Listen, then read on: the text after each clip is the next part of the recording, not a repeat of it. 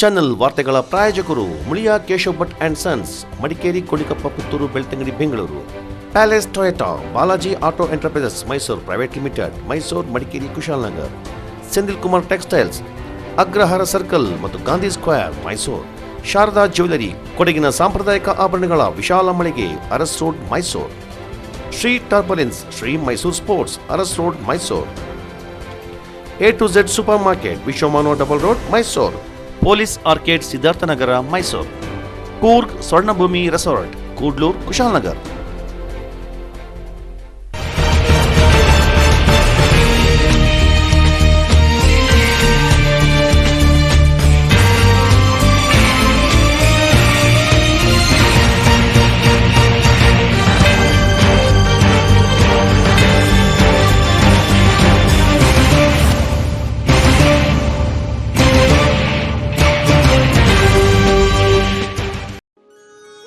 ಮಡಿಕೇರಿ ಸಮೀಪದ ಕೆದಕಲ್ ಗ್ರಾಮದಲ್ಲಿ ಮಲೆಮಾಡು ಭಾಗದಲ್ಲಿ ಕೊರಗಜ್ಜನ ಅಂದ್ರೆ ಭಯಭಕ್ತಿ ಹೆಚ್ಚು ಭಕ್ತರು ಆರಾಧಿಸುವ ದೈವ ಕೊರಗಜ್ಜ. ಕೊಡಗು ಜಿಲ್ಲೆಯಲ್ಲಿ ಮಡಿಕೇರಿ ಸಮೀಪದ ಕೆದಕಲ್ ಗ್ರಾಮದ ಕೊರಗಜ್ಜನ ಸನ್ನಿಧಿ ಇದೆ. ತುಳುನಾಡದ ಸ್ವಾಮಿ ಕೊರಗ ತನಿಯನೇ, ಈ ಭಕ್ತರೆಡಾತೋ ಜಾಲೆ ಕರುಣೆನೇ. ತುಳುನಾಡದ ಸ್ವಾಮಿ ಕೊರಗ ತನಿಯನೇ, ಈ ಭಕ್ತರೆಡಾತೋ ಜಾಲೆ ಕರುಣೆನೇ. ಸತ್ಯದ ಮೂರುತಿಯೇ ಧರ್ಮನು ಕಾಪುಲೇ, ಈ ಉತ್ತಾರ ಮಣ್ಣುಡುಂದು ಮಹಾಶಕ್ತಿ.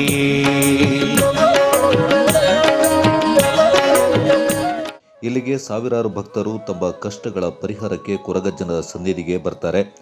ಇಲ್ಲಿಗೆ ಬಂದು ಹರಕೆ ಕಟ್ಟಿಕೊಂಡ್ರೆ ಮಾಡಿದ ಪಾಪಗಳು ಕಡಿಮೆ ಆಗ್ತವೆ, ಸಮಸ್ಯೆಗಳು ದೂರವಾಗುತ್ತೆ ಎನ್ನುವ ನಂಬಿಕೆ ಇದೆ.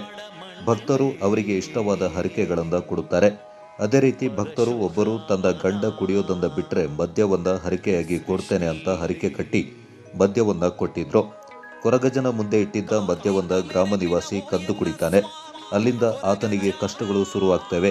ಕಣ್ಣಿನ ಸುತ್ತ ಕಪ್ಪಾಗಿ ಕಣ್ಣುಗಳು ಮಂಜಾಗ್ತವೆ. ಕಣ್ಣುಗಳು ಮುಚ್ಚಿಕೊಂಡಿದ್ದು ವ್ಯಕ್ತಿ ಗೋಳಾಡ್ತಾ ಇದ್ರು. ನಂತರ ದೇವರ ಮುಂದೆ ಇಟ್ಟಿದ್ದ ಮದ್ಯವನ್ನ ಕದ್ದಿದ್ದವನು ಒಪ್ಪಿಕೊಂಡವರ ಹರಕೆ ತೀರಿಸಿದ ನಂತರ ಕಣ್ಣುಗಳು ಸ್ವಲ್ಪ ಸ್ವಲ್ಪ ತೆರೀತವೆ. ಕೊರಗಜ್ಜನ ಮುಂದೆ ಹರಕೆ ಇಟ್ಟಿದ್ದ ಮದ್ಯವನ್ನ ಯಾರೋ ಕದ್ದು ಕುಡಿದಿದ್ರು ಯಾರು ಅನ್ನೋದು ತಿಳಿದಿದ್ದಾಗ ಸಿಸಿ ಕ್ಯಾಮೆರಾ ಪರಿಶೀಲನೆ ಮಾಡಿದಾಗ ಕದ್ದಿರುವುದು ತಿಳಿದು ಬಂದಿದೆ. ಆದರೆ ಕದ್ದ ವ್ಯಕ್ತಿ ಮುಖ ಕಾಣಿಸದಿದ್ದಾಗ ವ್ಯಕ್ತಿ ಯಾರು ಅಂತ ಗೊತ್ತಾಗಿರಲಿಲ್ಲ.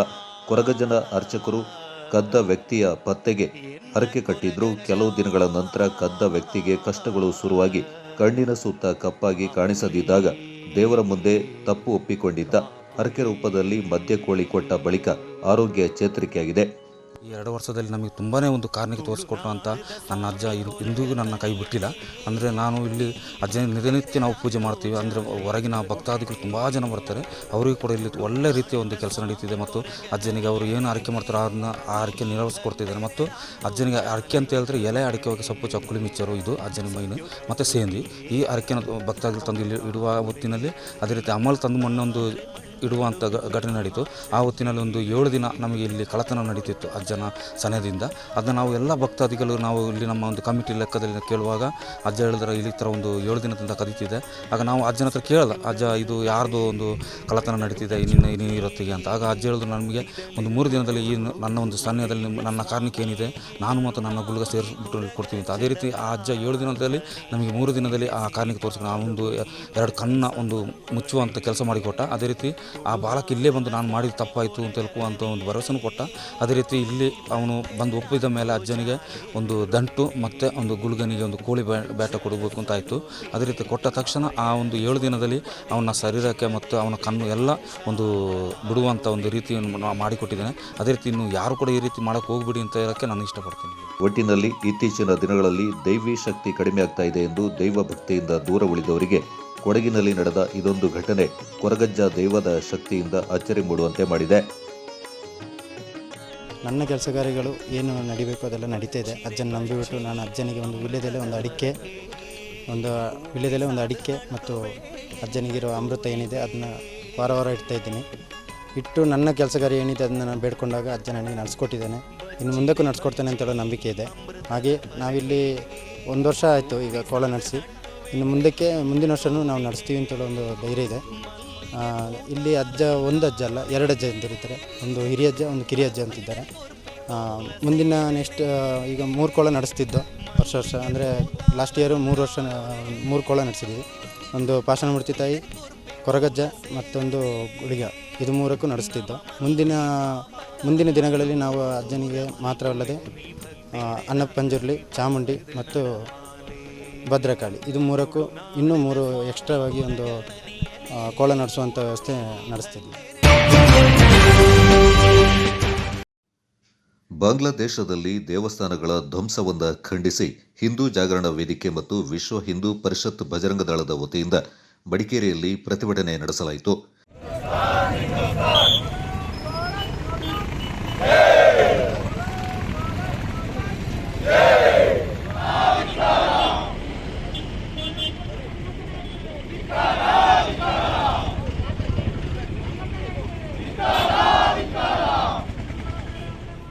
ನಗರದ ಜನರಲ್ ತಿಮ್ಮಯ್ಯ ವೃತ್ತದ ಬಳಿ ಜಮಾಯಿಸಿದ ಪ್ರತಿಭಟನಾಕಾರರು ಹಿಂದೂಗಳ ಮೇಲೆ ನಡೀತಾ ಇರುವ ದೌರ್ಜನ್ಯಕ್ಕೆ ಖಂಡನೆ ವ್ಯಕ್ತಪಡಿಸಿದರು. ಈ ಸಂದರ್ಭ ಮಾತನಾಡಿದ ಹಿಂದೂ ಜಾಗರಣ ವೇದಿಕೆ ಜಿಲ್ಲಾ ಪ್ರಧಾನ ಕಾರ್ಯದರ್ಶಿ ಕುಕ್ಕೇರ ಅಜಿತ್, ಬಾಂಗ್ಲಾದೇಶದಲ್ಲಿ ನಡೀತಾ ಇರುವ ಅತ್ಯಾಚಾರ, ಹಲ್ಲೆ, ದೌರ್ಜನ್ಯಗಳಿಂದ ಹಿಂದೂ ಜಾಗರಣ ವೇದಿಕೆ ತೀವ್ರವಾಗಿ ಖಂಡಿಸುತ್ತದೆ. ಭಾರತದಿಂದ ಹಲವು ರೀತಿಯ ಸಹಕಾರ ಪಡೆದಿರುವ ಬಾಂಗ್ಲಾ ಸರ್ಕಾರ ಅಲ್ಲಿನ ಮತಾಂತರ ದುಷ್ಕೃತ್ಯಗಳನ್ನು ತಡೆಯುವಲ್ಲಿ ವಿಫಲವಾಗಿದ್ದು, ಇಂತಹ ನೀಚ ಕೃತ್ಯಗಳು ನಾಗರಿಕ ಸಮಾಜ ತಲೆತಗ್ಗಿಸುವಂತಿದೆ ಎಂದರು. ಬಾಂಗ್ಲಾದೇಶದಲ್ಲಿನ ಹಿಂದೂಗಳ ರಕ್ಷಣೆಗೆ ಕೇಂದ್ರ ಸರ್ಕಾರ ಅಗತ್ಯ ಕ್ರಮ ಕೈಗೊಳ್ಳಬೇಕೆಂದು ಹೇಳಿದರು. ನಾವೇನು ಇಡೀ ದೇಶದಲ್ಲಿ ವಿಜಯದಶಮಿ ಹಬ್ಬವನ್ನ ಆಚರಿಸತಕ್ಕಂತ ಸಂದರ್ಭದಲ್ಲಿ ಇದ್ದಾಗ ನಮ್ಮ ನೆರೆಯ ರಾಷ್ಟ್ರವಾಗಿರತಕ್ಕಂತಹ ಬಾಂಗ್ಲಾದೇಶದಲ್ಲಿ ಹಿಂದೂಗಳ ಮಾರಣ ಹೋಮ ಆಗಿದ್ದನ್ನ ನಾವು ನೋಡಿದ್ದೇವೆ.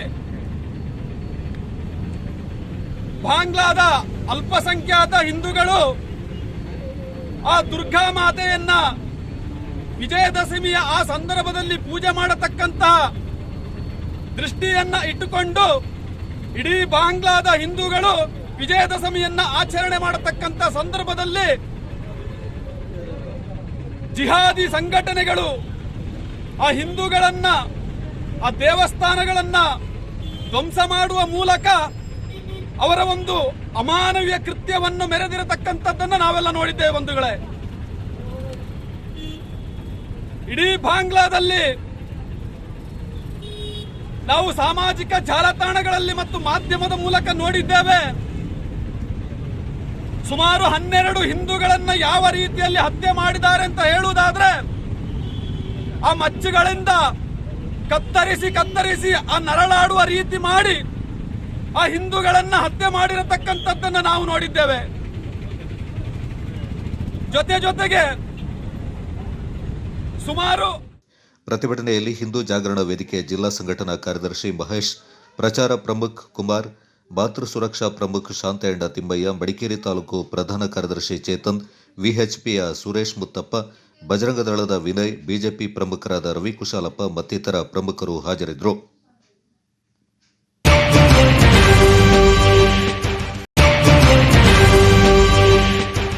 ಪ್ರಧಾನಿ ಮೋದಿಯವರ ದೂರದೃಷ್ಟಿಯ ಫಲವಾಗಿ 100 ಕೋಟಿ ಕೋವಿಡ್ ಲಸಿಕೆ ನೀಡಿದ ವಿಶ್ವದ ಮೊದಲ ರಾಷ್ಟ್ರ ಎಂಬ ಹೆಗ್ಗಳಿಕೆಗೆ ಪಾತ್ರವಾಗಿದೆ ಎಂದು ಬಿಜೆಪಿ ಜಿಲ್ಲಾಧ್ಯಕ್ಷ ರಾಬಿನ್ ದೇವಯ್ಯ ತಿಳಿಸಿದ್ದಾರೆ. ಕೇಂದ್ರದ ನಿರಂತರ ಪ್ರೋತ್ಸಾಹ ಮತ್ತು ವಿಜ್ಞಾನಿಗಳ ಪರಿಶ್ರಮದ ಫಲವಾಗಿ ಲಸಿಕೆ ಸಂಶೋಧನೆ ಸಾಧ್ಯವಾಗಿದೆ. ಲಸಿಕೆ ಸಂಶೋಧನೆಗೆ ಶ್ರಮಿಸಿದ ವಿಜ್ಞಾನಿಗಳು, ವೈದ್ಯರು, ವೈದ್ಯಕೀಯ ಸಿಬ್ಬಂದಿಗಳಿಗೆ ಲಸಿಕೆ ಪಡೆದು ಸಹಕರಿಸಿದ ಜನರಿಗೆ ಶುಕ್ರವಾರ ಸುದ್ದಿಗೋಷ್ಠಿಯಲ್ಲಿ ಕೃತಜ್ಞತೆ ಸಲ್ಲಿಸಲಾಯಿತು. ವಿರಾಜಪೇಟೆ ಶಾಸಕ ಕೆಜಿ ಬೋಪಯ್ಯ ಮಾತನಾಡಿ, ಮೋದಿಯವರ ದಿಟ್ಟ ನಿಲುವು 100 ಕೋಟಿ ಕೋವಿಡ್ ಲಸಿಕೆ ನೀಡಲು ಮುಖ್ಯ ಕಾರಣವಾಗಿದೆ. ರಾಷ್ಟ್ರದಲ್ಲಿ ಕರ್ನಾಟಕ 2ನೇ ಸ್ಥಾನ ಪಡೆದರೆ ಕೊಡಗು ಜಿಲ್ಲೆ ರಾಜ್ಯಕ್ಕೆ ಪ್ರಥಮ ಸ್ಥಾನವನ್ನು ಪಡೆದಿದೆ. ಕೆಲವರ ಅಪಪ್ರಚಾರದ ನಡುವೆಯೂ ಉತ್ತಮ ಸಾಧನೆ ಮಾಡಲಾಗಿದೆ. ಸದ್ಯ ಜಿಲ್ಲೆಯಲ್ಲಿ 2ನೇ ಡೋಸ್ ಸುಮಾರು 13,000 ಗುರಿ ನೀಡಲಾಗಿದೆ ಎಂದರು. 20,39,511 ಇದೆ. 83% ಇದೆ. ಇನ್ನು 42% ಇದೆ. ನಮ್ಮ ಜಿಲ್ಲೆದು ತೆಗೆದುಕೊಂಡ್ರೆ ನಮಗೆ ಟಾರ್ಗೆಟ್ ಫಸ್ಟ್ ಡೋಸ್ ಇದ್ದಿದ್ದು 4 ಲಕ್ಷ.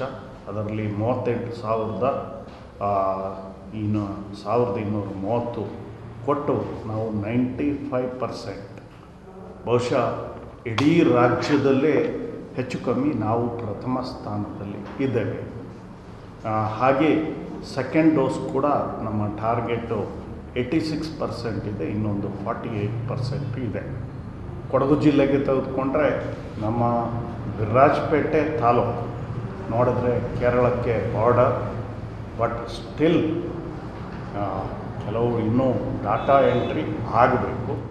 ಮಡಿಕೇರಿ ಶಾಸಕ ರಂಜನ್ ಮಾತನಾಡಿ, ಲಸಿಕೆ ವಿರುದ್ಧ ಅಪಪ್ರಚಾರ ಮಾಡುವುದು ಮೊದಲು ನಿಲ್ಲಬೇಕು. ಜಿಲ್ಲೆಯಲ್ಲಿ ಕೋವಿಡ್ ಲಸಿಕೆಗೆ ಕೊರತೆ ಇಲ್ಲ. ಮುಂದಿನ ದಿನಗಳಲ್ಲಿ ಮಕ್ಕಳಿಗೂ ಲಸಿಕೆ ನೀಡಲಾಗುತ್ತೆ ಎಂದರು. ಅದರಲ್ಲಿ ಕೂಡ ಆರೋಗ್ಯ ಇಲಾಖೆ, ಅದರ ಜೊತೆಗೆ ಎಲ್ಲ ಅಧಿಕಾರಿ ವರ್ಗದವರು, ಅದರ ಜೊತೆಗೆ ಪತ್ರಕರ್ತರು ಕೂಡ ಎಲ್ಲರೂ ಸಹಕಾರವನ್ನು ಕೊಟ್ಟಿದ್ದೀರಿ. ಈಗಲೇ ಹೇಳಿದಾಗೆ ಇದು BJP ಲಸಿಕೆ ಅಂತ ಹೇಳೋದನ್ನ ವಿಚಾರವನ್ನು ನಮ್ಮ ಮುಖ್ಯಮಂತ್ರಿಗಳು ಹೇಳ್ತಾ ಇದ್ದರು. ಅದು ಯಾರು ತಗೊಳ್ಬೇಡಿ ಅಂತ ಹೇಳ್ತಾರೆ. ಆಶ್ಚರ್ಯ ಆಗ್ತದೆ. ಅಲ್ಲಿಂದ ಸಿದ್ದರಾಮಯ್ಯವರೇ ಆದಷ್ಟು ಬೇಗನೆ ಓಡಿ ಲಸಿಕೆಯನ್ನು ತಗೊಳ್ಳುವಂಥ ಪರಿಸ್ಥಿತಿ ಕೂಡ ಆಯಿತು. ಇವತ್ತು ಕೊಡಗು ಜಿಲ್ಲೆ ಪ್ರಥಮವಾಗಿದೆ ಅಂತ ಹೇಳೋದು ಕೂಡ ತಮ್ಮೆಲ್ಲ ಗಮನ ಗೊತ್ತಿದೆ. ಸುಮಾರು 5,94,000ಕ್ಕಿಂತ ಹೆಚ್ಚು ವ್ಯಾಕ್ಸಿನನ್ನು ಕೊಡುವಂಥ ವ್ಯವಸ್ಥೆ ಕೂಡ ಆಗಿದೆ. ನಮ್ಮಲ್ಲಿ ಕೊರೋನಾ ಪೇಷಂಟ್ ಕೂಡ ಸುಮಾರು 35,000ಕ್ಕಿಂತ ಹೆಚ್ಚು ಜನ ಕೊರೋನಾ ಪೇಷಂಟ್ಗಳು ಕೂಡ ಇದ್ದರು. ಅದರಲ್ಲಿ ಸತ್ತವರ ಸಂಖ್ಯೆ ಸುಮಾರು 385ಕ್ಕೆ 428ಕ್ಕೆ ಹೋಗಿದೆ ಅಂತ ಕೂಡ ತಮಗೆಲ್ಲ ಗೊತ್ತಿರುವಂಥ ವಿಚಾರ. ಅಂಥ ಸಂದರ್ಭದಲ್ಲಿ ನಮ್ಮ BJP ಕಾರ್ಯಕರ್ತರಿಗೂ ಕೂಡ ನಾನು ಧನ್ಯವಾದವನ್ನು ಸ್ವಂತ ಕೆಲಸ ಮಾಡ್ತೇವೆ. ಯಾಕೆಂದರೆ BJP ಕಾರ್ಯಕರ್ತರು ಕೂಡ ಲಾಕ್ಡೌನ್ ಆದಂಥ ಸಂದರ್ಭದಲ್ಲಿ ಯಾರ್ಯಾರು ನಮಗೆ ಫೋನ್ ಮಾಡಿ ಮೆಡಿಸಿನ್ಸ್ ಬೇಕು ಅಂತ ಹೇಳಿದ್ರು, ಯಾರು ಫುಡ್ ಕಿಟ್ ಬೇಕು ಅಂತ ಹೇಳಿದ್ರು, ಅಂಥವರಿಗೆಲ್ಲರೂ ಕೂಡ ಫುಡ್ ಕಿಟ್ಟನ್ನು ಮತ್ತು ಮೆಡಿಸಿನ್ಸನ್ನು ಕೊಡುವಂಥ ವ್ಯವಸ್ಥೆನ ಸಪ್ಲೈ ಮಾಡುವಂಥ ಕೆಲಸವನ್ನು ಪಕ್ಷದ ವತಿಯಿಂದ ಮಾಡಿದ್ದಾರೆ. ಮತ್ತು ಸತ್ತು ಹೋದಂಥ ಸಂದರ್ಭದಲ್ಲಿ ಎಲ್ಲಿ ಕೂಡ ಡೆಡ್ ಬಾಡಿನ ತಾವು ಕೆಲವು ಸಂದರ್ಭದಲ್ಲಿ TV ಮಾಧ್ಯಮದಲ್ಲಿ ನೋಡಿದೆ. ನಮ್ಮ JCPಯಲ್ಲಿ ಇಟ್ಯಾಚಿಯಲ್ಲಿ ತಗೊಂಡೋಗಿ ಹಾಕುವಂಥದ್ದು ಕೂಡ ನೋಡಿದೆ. ಆದರೆ ನಮ್ಮ ಕೊಡಗು ಜಿಲ್ಲೆಯಲ್ಲಿ ಸೇವಾ ಭಾರತಿ ಮತ್ತು ಸಂಘ ಪರಿವಾರ ವತಿಯಿಂದ ಮತ್ತು BJPಯವರು ಸೇರಿ ಸುಮಾರು 100ಕ್ಕೆ ಹೆಚ್ಚು ಜನ ಶವ ಸಂಸ್ಕಾರವನ್ನು ಮಾಡುವಂಥ ಕೆಲಸವನ್ನು ಕೂಡ ಮಾಡಿ. ಗೋಷ್ಠಿಯಲ್ಲಿ ವಿಧಾನ ಪರಿಷತ್ ಸದಸ್ಯ MP ಸುನಿಲ್ ಸುಬ್ರಹ್ಮಣಿ, ಮಹೇಶ್ ಜೈನಿ, BB ಭಾರತೀಶ್ ಹಾಜರಿದ್ದರು. ಪ್ರಧಾನಮಂತ್ರಿಗಳ ಜಲಜೀವನ್ ಯೋಜನೆಯಡಿಯಲ್ಲಿ ಪ್ರತಿ ಗ್ರಾಮಗಳ ಮನೆಗಳಿಗೆ ಕುಡಿಯುವ ನೀರಿನ ವ್ಯವಸ್ಥೆಯಿಂದ ಕಲ್ಪಿಸಲು ಕೇಂದ್ರ ಸರ್ಕಾರದಿಂದ 1.30 ಕೋಟಿ ಹಣ ಬಿಡುಗಡೆಯಾಗಿದ್ದು 2024ರ ಹೊತ್ತಿಗೆ ಗ್ರಾಮದ ಎಲ್ಲ ಮನೆಗಳಿಗೆ ಕುಡಿಯುವ ನೀರಿನ ವ್ಯವಸ್ಥೆಯಿಂದ ಕಲ್ಪಿಸಲಾಗುವುದು ಅಂತ ವಿರಾಜಪೇಟೆ ಶಾಸಕ KG ಬೋಪಯ್ಯ ಹೇಳಿದ್ದಾರೆ. ಕಕ್ಕಬ್ಬೆ ಗ್ರಾಮ ಪಂಚಾಯಿತಿ ವ್ಯಾಪ್ತಿಯ ಕೃಷಿ ಪತ್ತಿನ ಸಹಕಾರ ಸಂಘಕ್ಕೆ ತೆರಳಲು ರಸ್ತೆ ನಿರ್ಮಿಸಲು ಮತ್ತು ಇಂಟರ್ಲಾಕ್ ಅಳವಡಿಸುವ ಸುಮಾರು 17 ಲಕ್ಷ ವೆಚ್ಚದ ಕಾಮಗಾರಿಗೆ ಗುದ್ದಲಿ ಪೂಜೆ ನೆರವೇರಿಸಿ ಶಾಸಕರು ಮಾತನಾಡಿದರು. ಇದರಲ್ಲಿ ಸಂಸದರಿಂದ 3 ಲಕ್ಷ, ವಿಧಾನ ಪರಿಷತ್ ಅನುದಾನ 5 ಲಕ್ಷ, ವಿಧಾನಸಭಾ ಅನುದಾನ 5 ಲಕ್ಷ ಮತ್ತು ರಸ್ತೆಗೆ 4 ಲಕ್ಷಗಳ ಅನುದಾನ ಇದೆ ಎಂದರು. ಪ್ರಧಾನಮಂತ್ರಿಗಳ ಜಲಜೀವನ್ ಮಿಷನ್ ಯೋಜನೆಯ ಅನ್ವಯ ಕೇಂದ್ರ ಸರ್ಕಾರ ಶೇಕಡಾ 60ರಷ್ಟು ಹಣವನ್ನ ಮತ್ತು ರಾಜ್ಯ ಸರ್ಕಾರ ಶೇಕಡಾ 40 ಹಾಗೂ ಗ್ರಾಮ ಪಂಚಾಯಿತಿ ಶೇಕಡಾ 15ರಷ್ಟು ಹಣವನ್ನ ವ್ಯಯಿಸಬೇಕಿದ್ದು, ಈ ಯೋಜನೆಯ ಫಲಾನುಭವಿಗಳು ಉಪಯೋಗಿಸುವ ನೀರಿಗೆ ವಾರ್ಷಿಕವಾಗಿ ಸ್ವಲ್ಪ ರೀತಿಯಲ್ಲಿ ಹಣವನ್ನು ಪಾವತಿ ಮಾಡಬೇಕಿದೆ ಎಂದರು. ಈಗಾಗಲೇ ರಾಜ್ಯ ಸರ್ಕಾರ ಗ್ರಾಮ ಪಂಚಾಯಿತಿ ವ್ಯಾಪ್ತಿಯ ರಸ್ತೆಯ ದುರಸ್ತಿಗೆ ಹಣವನ್ನು ಬಿಡುಗಡೆ ಮಾಡಿದೆ ಎಂದ ಅವರು, ನಿರಂತರ ಮಳೆಯಿಂದ ಕಾಮಗಾರಿಯನ್ನು ಪ್ರಾರಂಭಿಸಲು ಸಾಧ್ಯವಾಗಿಲ್ಲ. ರಸ್ತೆಗಳು ತೀರಾ ಹದಗೆಟ್ಟಿದ್ದು ನಡೆಯಲಾರದ ಸ್ಥಿತಿಗೆ ತಲುಪಿದ್ದು, ಮಳೆ ನಿಂತ ಕೂಡಲೇ ಕಾಮಗಾರಿಯನ್ನು ಕೈಗೆತ್ತಿಕೊಳ್ಳಲಾಗುವುದೆಂದರು. ಇದಕ್ಕೆ ಜನರ ಸಹಕಾರ ಮುಖ್ಯ ಎಂದರು. ಈಗಾಗಲೇ ಕೃಷಿ ಪತ್ತಿನ ಸಹಕಾರ ಸಂಘದ ಹಿಂಬದಿಯಲ್ಲಿ ತಡೆಗೋಡೆಯಿಂದ 50 ಲಕ್ಷ ರೂಪಾಯಿ ವೆಚ್ಚದಲ್ಲಿ ನಿರ್ಮಿಸಲಾಗಿದೆ ಎಂದು ತಿಳಿಸಿದ ಅವರು, ಅಭಿವೃದ್ಧಿಗೆ ಪ್ರತಿಯೊಬ್ಬರೂ ಕೈಜೋಡಿಸಬೇಕೆಂದರು. ಅಲ್ಲದೆ ಇಗುತ್ತಪ್ಪ ದೇವಾಲಯದ ರಸ್ತೆಯನ್ನು ಮುಂದಿನ ದಿನಗಳಲ್ಲಿ ಅಗಲೀಕರಣಗೊಳಿಸಲು ಕ್ರಮ ಕೈಗೊಳ್ಳಲಾಗುವುದೆಂದರು. ಸೊಸೈಟಿಯ ಅಧ್ಯಕ್ಷರು, ಇತರ ಗ್ರಾಮ ಪಂಚಾಯಿತಿಯ ಎಲ್ಲ ಗೌರವಾನ್ವಿತ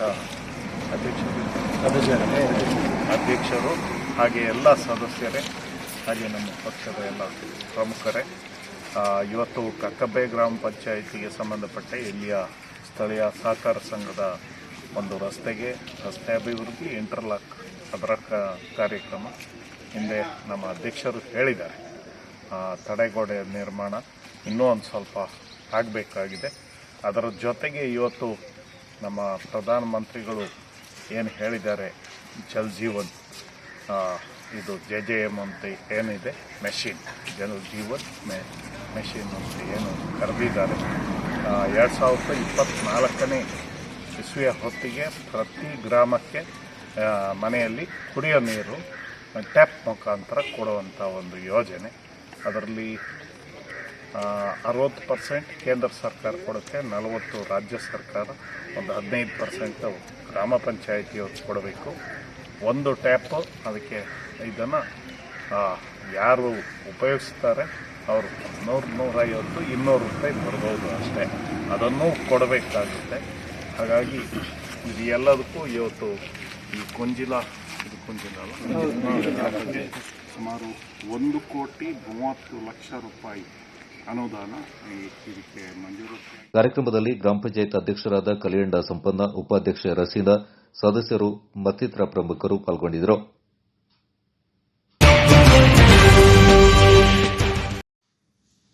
ಕನ್ನಡ ರಾಜ್ಯೋತ್ಸವಕ್ಕೆ ಪೂರಕವಾದ ಕನ್ನಡಕ್ಕಾಗಿ ನಾನು ಆಂದೋಲನ ಸಮರ್ಪಕವಾಗಿ ಅಚ್ಚುಕಟ್ಟಾಗಿ ವ್ಯವಸ್ಥೆಗೊಳಿಸುವಂತೆ ರೂಪುರೇಷೆಯಿಂದ ಸಿದ್ಧಪಡಿಸಲಾಯಿತು.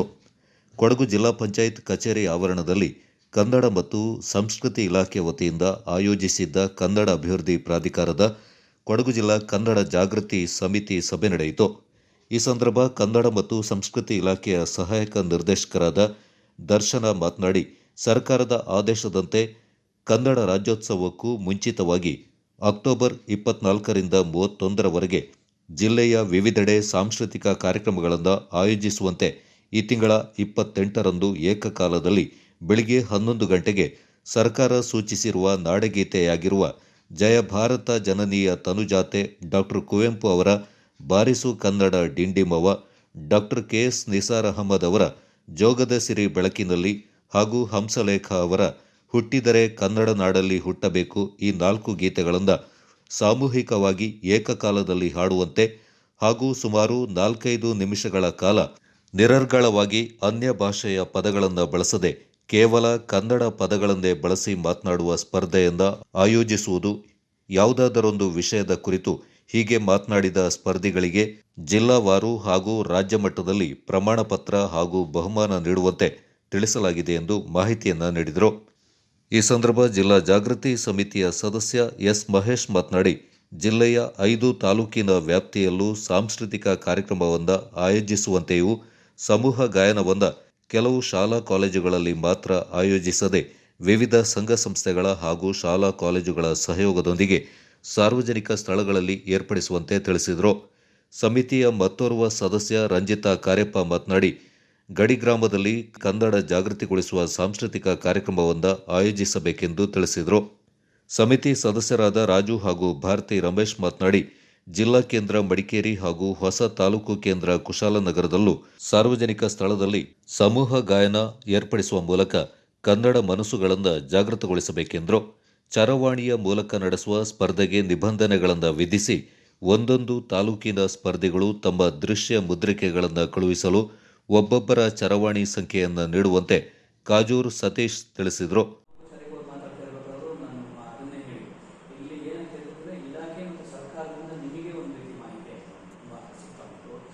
ಪ್ರಾಧಿಕಾರ ಮತ್ತು ಇದರಿಂದ ನನಗೆ ಒಂಥರ ಮಾಹಿತಿಗಳು ಸಿಗ್ತಾ ಉಂಟು. ಅದು ಸ್ವಲ್ಪ ಗೋಚಲಾಗ್ತಾ ಇದೆ.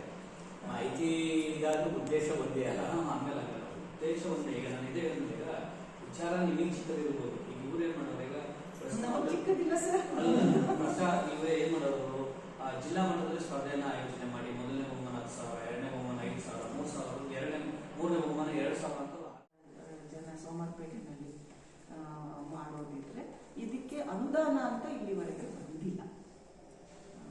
ಸೊ ಹಾಗಾಗಿ ಅನುದಾನ ಬಿಡುಗಡೆ ಆದರೆ ಅದನ್ನು ನಾವು ಯಾರ್ಯಾರು ಇದರಲ್ಲಿ ಕೆಲಸ ಮಾಡಿರ್ತಾರೋ ಅವರಿಗೆ ಸರ್ಕಾರದ ನಿಯಮ ಪ್ರಕಾರ ವಿತರಣೆ ಮಾಡೋ ಕಾರ್ಯಕ್ರಮ ಮಾಡಬಹುದು ಸರ್.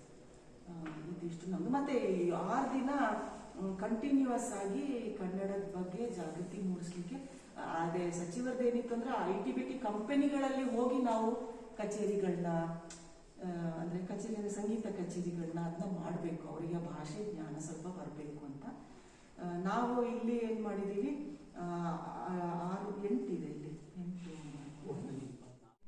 8 ಉಡುಪು ಅದೆಲ್ಲ ಬೇರೆ ಬೇರೆ ಏನು ಬೇರೆ ಬೇರೆ ಜನರು ಅಂದರೆ ತುಂಬ ಸ್ಥಾನದಲ್ಲಿ ಇರೋರು ಹೇಳಿದಂತಹ ಅಭಿಪ್ರಾಯಗಳು. ಈಗ ಕನ್ನಡದ ಎಕ್ಸಿಬಿಷನ್ ಪ್ರದರ್ಶನಕ್ಕೆ ಇಡೋದು, ಮತ್ತು ಕನ್ನಡದ ಉಡುಪು, ಬೇರೆ ಬೇರೆ ಜಿಲ್ಲೆಗಳಲ್ಲಿ ಬೇರೆ ಬೇರೆ ಥರ, ಈಗ ಸೀರೆಗಳಲ್ಲಿ ಹೋದರೆ ಧಾರವಾಡ ಕಡೆ ಎಲ್ಲ ಬೇರೆ ಥರ ಸೀರೆಗಳು ಅಂಥದ್ದನ್ನೆಲ್ಲ ಪ್ರದರ್ಶನ ಮಾಡೋದು.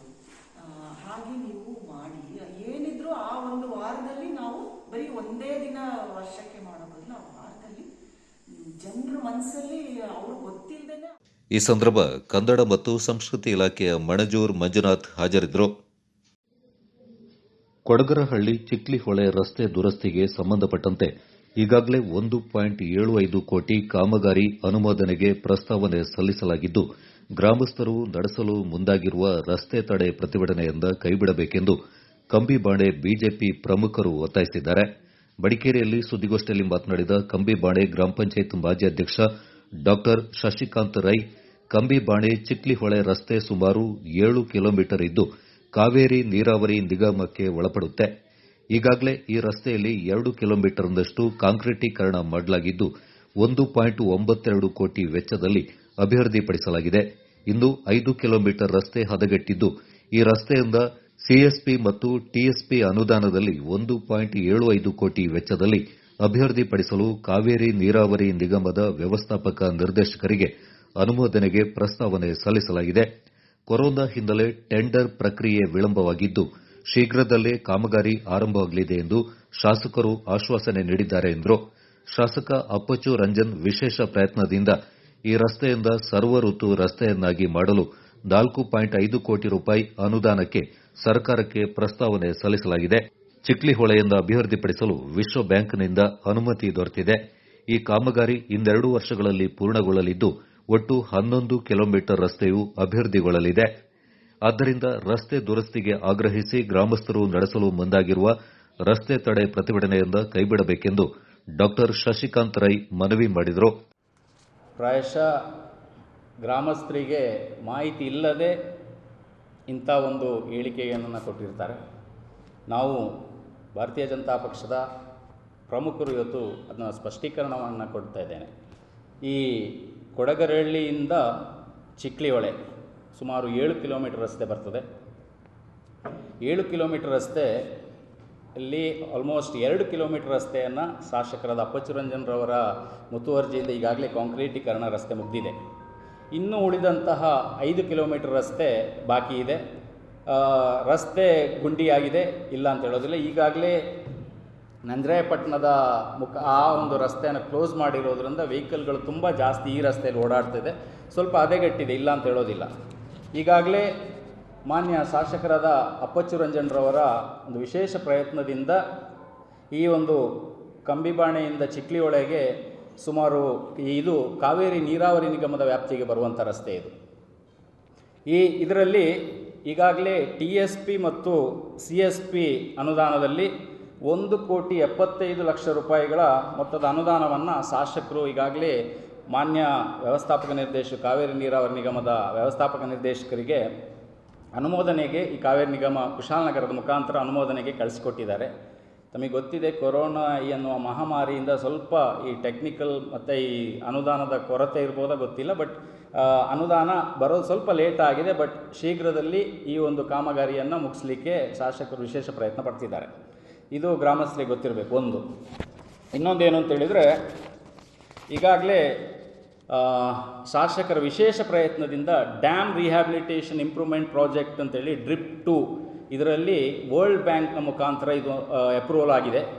ಈ ಒಂದು ಚಿಕ್ಲಿಹೊಳೆ ರಿಸರ್ವಾಯರನ್ನು ಸುಮಾರು 17 ಕೋಟಿ ವೆಚ್ಚದಲ್ಲಿ ಒಂದು ಪ್ರವಾಸಿ ಕೇಂದ್ರವನ್ನಾಗಿ ಮಾಡಬೇಕು ಅಂತೇಳಿ ಆಲ್ರೆಡಿ ಸರ್ಕಾರದಿಂದ ಒಪ್ಪಿಗೆ ಆಗಿದೆ, ಅನುಮೋದನೆಗೊಂಡಿದೆ.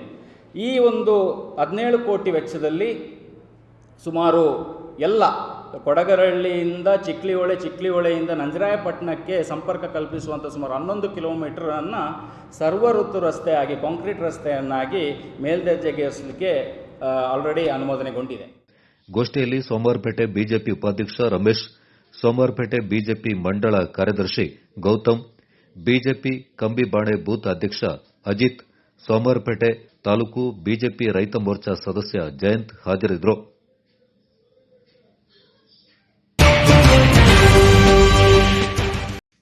ಚಟ್ಟಳ್ಳಿ ಗ್ರಾಮ ಪಂಚಾಯತ್ ವ್ಯಾಪ್ತಿಯ ಕಂಡಕೆರೆ ನೆಲ್ಲಿಹಡ್ಲು ನಡುವಿನ ಕಾಂಕ್ರೀಟ್ ರಸ್ತೆ ನಿರ್ಮಾಣಗೊಂಡು 1 ವರ್ಷದಲ್ಲೇ ಸಂಪೂರ್ಣವಾಗಿ ಹದಗೆಟ್ಟಿದೆ. ಕಳೆದ ನವೆಂಬರ್ನಲ್ಲಿ 3 ಲಕ್ಷ ರೂಪಾಯಿ ವೆಚ್ಚದಲ್ಲಿ ಉದ್ಯೋಗ ಖಾತ್ರಿ ಯೋಜನೆಯಡಿ ಈ ರಸ್ತೆ ಕಾಮಗಾರಿಯನ್ನು ನಡೆಸಲಾಗಿದ್ದು, ಒಂದು ಮಳೆಗಾಲ ಕಳೆಯುವಷ್ಟರಲ್ಲಿ ಕಾಂಕ್ರೀಟ್ ಸಂಪೂರ್ಣ ಕಿತ್ತು ಹೋಗಿದ್ದು, ಅಲ್ಲಲ್ಲಿ ಹೊಂಡಗಳು ನಿರ್ಮಾಣಗೊಂಡಿದೆ. ಇತ್ತೀಚೆಗೆ ನಿರ್ಮಾಣಗೊಂಡ ಈ ರಸ್ತೆಯಲ್ಲಿ ವಾಹನ ಸಂಚಾರ ಕಷ್ಟಕರವಾಗಿದ್ದು, ಕಳಪೆ ಕಾಮಗಾರಿ ಮಾಡಲಾಗಿದೆ ಅಂತ ಚಟ್ಟಳ್ಳಿ ಗ್ರಾಮ ಪಂಚಾಯಿತಿ ಸದಸ್ಯ ಬಲ್ಲಾರಂಡ ಕಂಟಿ ಕಾರ್ಯಪ್ಪ ಆರೋಪಿಸಿದ್ದಾರೆ. ಈ ಹಿಂದೆ ಈರಳ ಒಳಮಡಿ ರಸ್ತೆ ಕಾಮಗಾರಿ ಕಳಪೆಯಾಗಿರುವುದು ಕಂಡುಬಂದ ಹಿನ್ನೆಲೆ ಗುತ್ತಿಗೆದಾರರಿಗೆ ಬಿಲ್ ಪಾವತಿ ಮಾಡೋದನ್ನ ತಡೆಹಿಡಿಯಲಾಗಿತ್ತು. ಇಲ್ಲಿಯೂ ಅದೇ ರೀತಿ ಕಳಪೆ ಕಾಮಗಾರಿ ನಡೆದಿರುವುದು ಕಂಡುಬಂದಿದ್ದು, ಸಂಬಂಧಪಟ್ಟ ಅಧಿಕಾರಿಗಳು ಭೇಟಿ ನೀಡಿ ಪರಿಶೀಲನೆ ನಡೆಸಬೇಕು. ಸಂಬಂಧಪಟ್ಟ ಗುತ್ತಿಗೆದಾರರಿಂದ ದುರಸ್ತಿ ಮಾಡಿಸುವುದು ಅಥವಾ ಬಿಡುಗಡೆಯಾದ ಹಣವನ್ನು ಮರುಪಾವತಿ ಮಾಡಿಸಲು ಕ್ರಮ ಕೈಗೊಳ್ಳಬೇಕೆಂದು ಕಂಟಿ ಕಾರ್ಯಪ್ಪ ಒತ್ತಾಯಿಸಿದ್ದಾರೆ. ಇವಾಗ ನೋಡಿದ್ರು, ಇದು ಚಟ್ಟಳ್ಳಿ ಗ್ರಾಮ ಪಂಚಾಯತಿ ಸೇರಿದ ಕಂಡಕೆರೆ ನೆಲ್ಲಿಹಡ್ಲು ರಸ್ತೆ. ಈ ರಸ್ತೆ ಸುಮಾರು 1 ವರ್ಷ ಆಗಿದೆ ಮಾಡಿ. ನೀವು ರಸ್ತೆಯ ಪರಿಸ್ಥಿತಿ ನೋಡಿದ್ರಿ. ಕಳೆದ ನವೆಂಬರ್ನಲ್ಲಿ ಪಂಚಾಯಿತಿ ಬೋರ್ಡ್ ಇತ್ತಿಲ್ಲ. ಒಂದು ಸಮಯದಲ್ಲಿ ಎಲೆಕ್ಷನ್, ಗ್ರಾಮ ಪಂಚಾಯತಿ ಎಲೆಕ್ಷನ್ ಒಂದು ಇದ್ದಂಥ ಸಮಯದಲ್ಲಿ ಪಂಚಾಯಿತಿ ಬೋರ್ಡ್ ಇತ್ತಿಲ್ಲ. ಆ ಒಂದು ಸಮಯದಲ್ಲಿ ಈ ಒಂದು ಕಾಮಗಾರಿನ ಮಾಡಿದ್ರು. ನೀವೀಗ ನೋಡ್ತಾ ಇದ್ದೀರಾ, 1 ವರ್ಷದಲ್ಲಿ ಕಾಂಕ್ರೀಟ್ ರಸ್ತೆ ಪೂರ್ತಿಯಾಗಿ ಕಿತ್ತೋಗಿದೆ. ಸುಮಾರು 3 ಲಕ್ಷ ವೆಚ್ಚದಲ್ಲಿ ಉದ್ಯೋಗ ಖಾತ್ರಿ ಯೋಜನೆ ಅಡಿಯಲ್ಲಿ ಒಂದು ಕಾಮಗಾರಿ ಆಗಿತ್ತು. ನಾವಿಲ್ಲಿ ಕೇಳ್ಕೊಳ್ಳೋದಿಷ್ಟೇನೆ, ಇದೇ ರೀತಿಯಾಗಿ ಕಳೆದ ವರ್ಷ ಈರಳೆ ಒಳಮುಡಿ ಗ್ರಾಮದಲ್ಲಿ ಇದೇ ರೀತಿಯಾಗಿ ಕಳಪೆ ಕಾಮಗಾರಿ ಆಗಿದೆ ಅಂತ ಹೇಳುವಂಥ ನಿಟ್ಟಿನಲ್ಲಿ ನಾವಲ್ಲಿ ಇಲ್ಲಿವರೆಗೂ ಆ ಒಂದು ಬಿಲ್ಲನ್ನು ಮಾಡೋಕ್ಕೆ ಬಿಟ್ಟಿರೋದಿಲ್ಲ. ಇಲ್ಲಿವರೆಗೂ ಆ ಒಂದು ರಸ್ತೆ ಬಿಲ್ ಆಗಿಲ್ಲ. ನಾವು ಕೂಡ ಹೇಳಿದ್ದೀವಿ ಕಾಂಟ್ರಾಕ್ಟರ್ಗೆ ಏನು ಅಂತ ಹೇಳಿದ್ರೆ, ಮೊದಲು ಅದನ್ನ ಸರಿ ಮಾಡಿಕೊಡಿ, ಅದಾದಮೇಲೆ ನೀವು ಬಿಲ್ ಮಾಡಿಸ್ಕೊಳ್ಳಿ ಅಂತ ಹೇಳಿದ್ವಿ. ಆದರೆ ಈ ಒಂದು ಏನು ಕಂಡಕೆರೆ ವ್ಯಾಪ್ತಿಯಲ್ಲಿ ನಡೆದಂಥ ಕಾಮಗಾರಿಯಲ್ಲಿ ಕೆಲವು ಬೇನಾಮಿ ಗುತ್ತಿಗೆದಾರರು ತಮ್ಮ ಇನ್ಫ್ಲುಯೆನ್ಸ್ ಯೂಸ್ ಮಾಡಿಬಿಟ್ಟು ಅಲ್ಲಿ ಕೆಲಸ ಮಾಡಿದ್ದಾರೆ ಅಂತ ಹೇಳುವಂತಹ ಒಂದು ಮಾಹಿತಿ ಇದೆ. ನಾವು ಕೇಳ್ಕೊಳ್ಳೋದಿಷ್ಟೇನೆ, ಆದಷ್ಟು ಬೇಗ ಈ ಒಂದು ಏನು ಕಳಪೆ ಕಾಮಗಾರಿ ಆಗಿದೆ, ಇದು ಖಂಡಿತವಾಗ್ಲೂ ಕಳಪೆ ಕಾಮಗಾರಿನೇ. ನೀವು ನೋಡ್ತಾ ಇದ್ದೀರಾ, 1 ವರ್ಷದ ಒಳಗೇನೆ ಇಡೀ ಕಾಂಕ್ರೀಟ್ ರಸ್ತೆ ಕಿತ್ತು ಹೋಗಿರುವಂಥದ್ದು ಕಳಪೆ ಕಾಮಗಾರಿನೇ. ಇಲ್ಲಿಗೆ ಸಂಬಂಧಪಟ್ಟಂತ ಅಧಿಕಾರಿಗಳು ಬಂದ್ಬಿಟ್ಟು ಅದನ್ನ ಪರಿಶೀಲನೆ ಮಾಡಬೇಕು ಆದಷ್ಟು ಬೇಗ.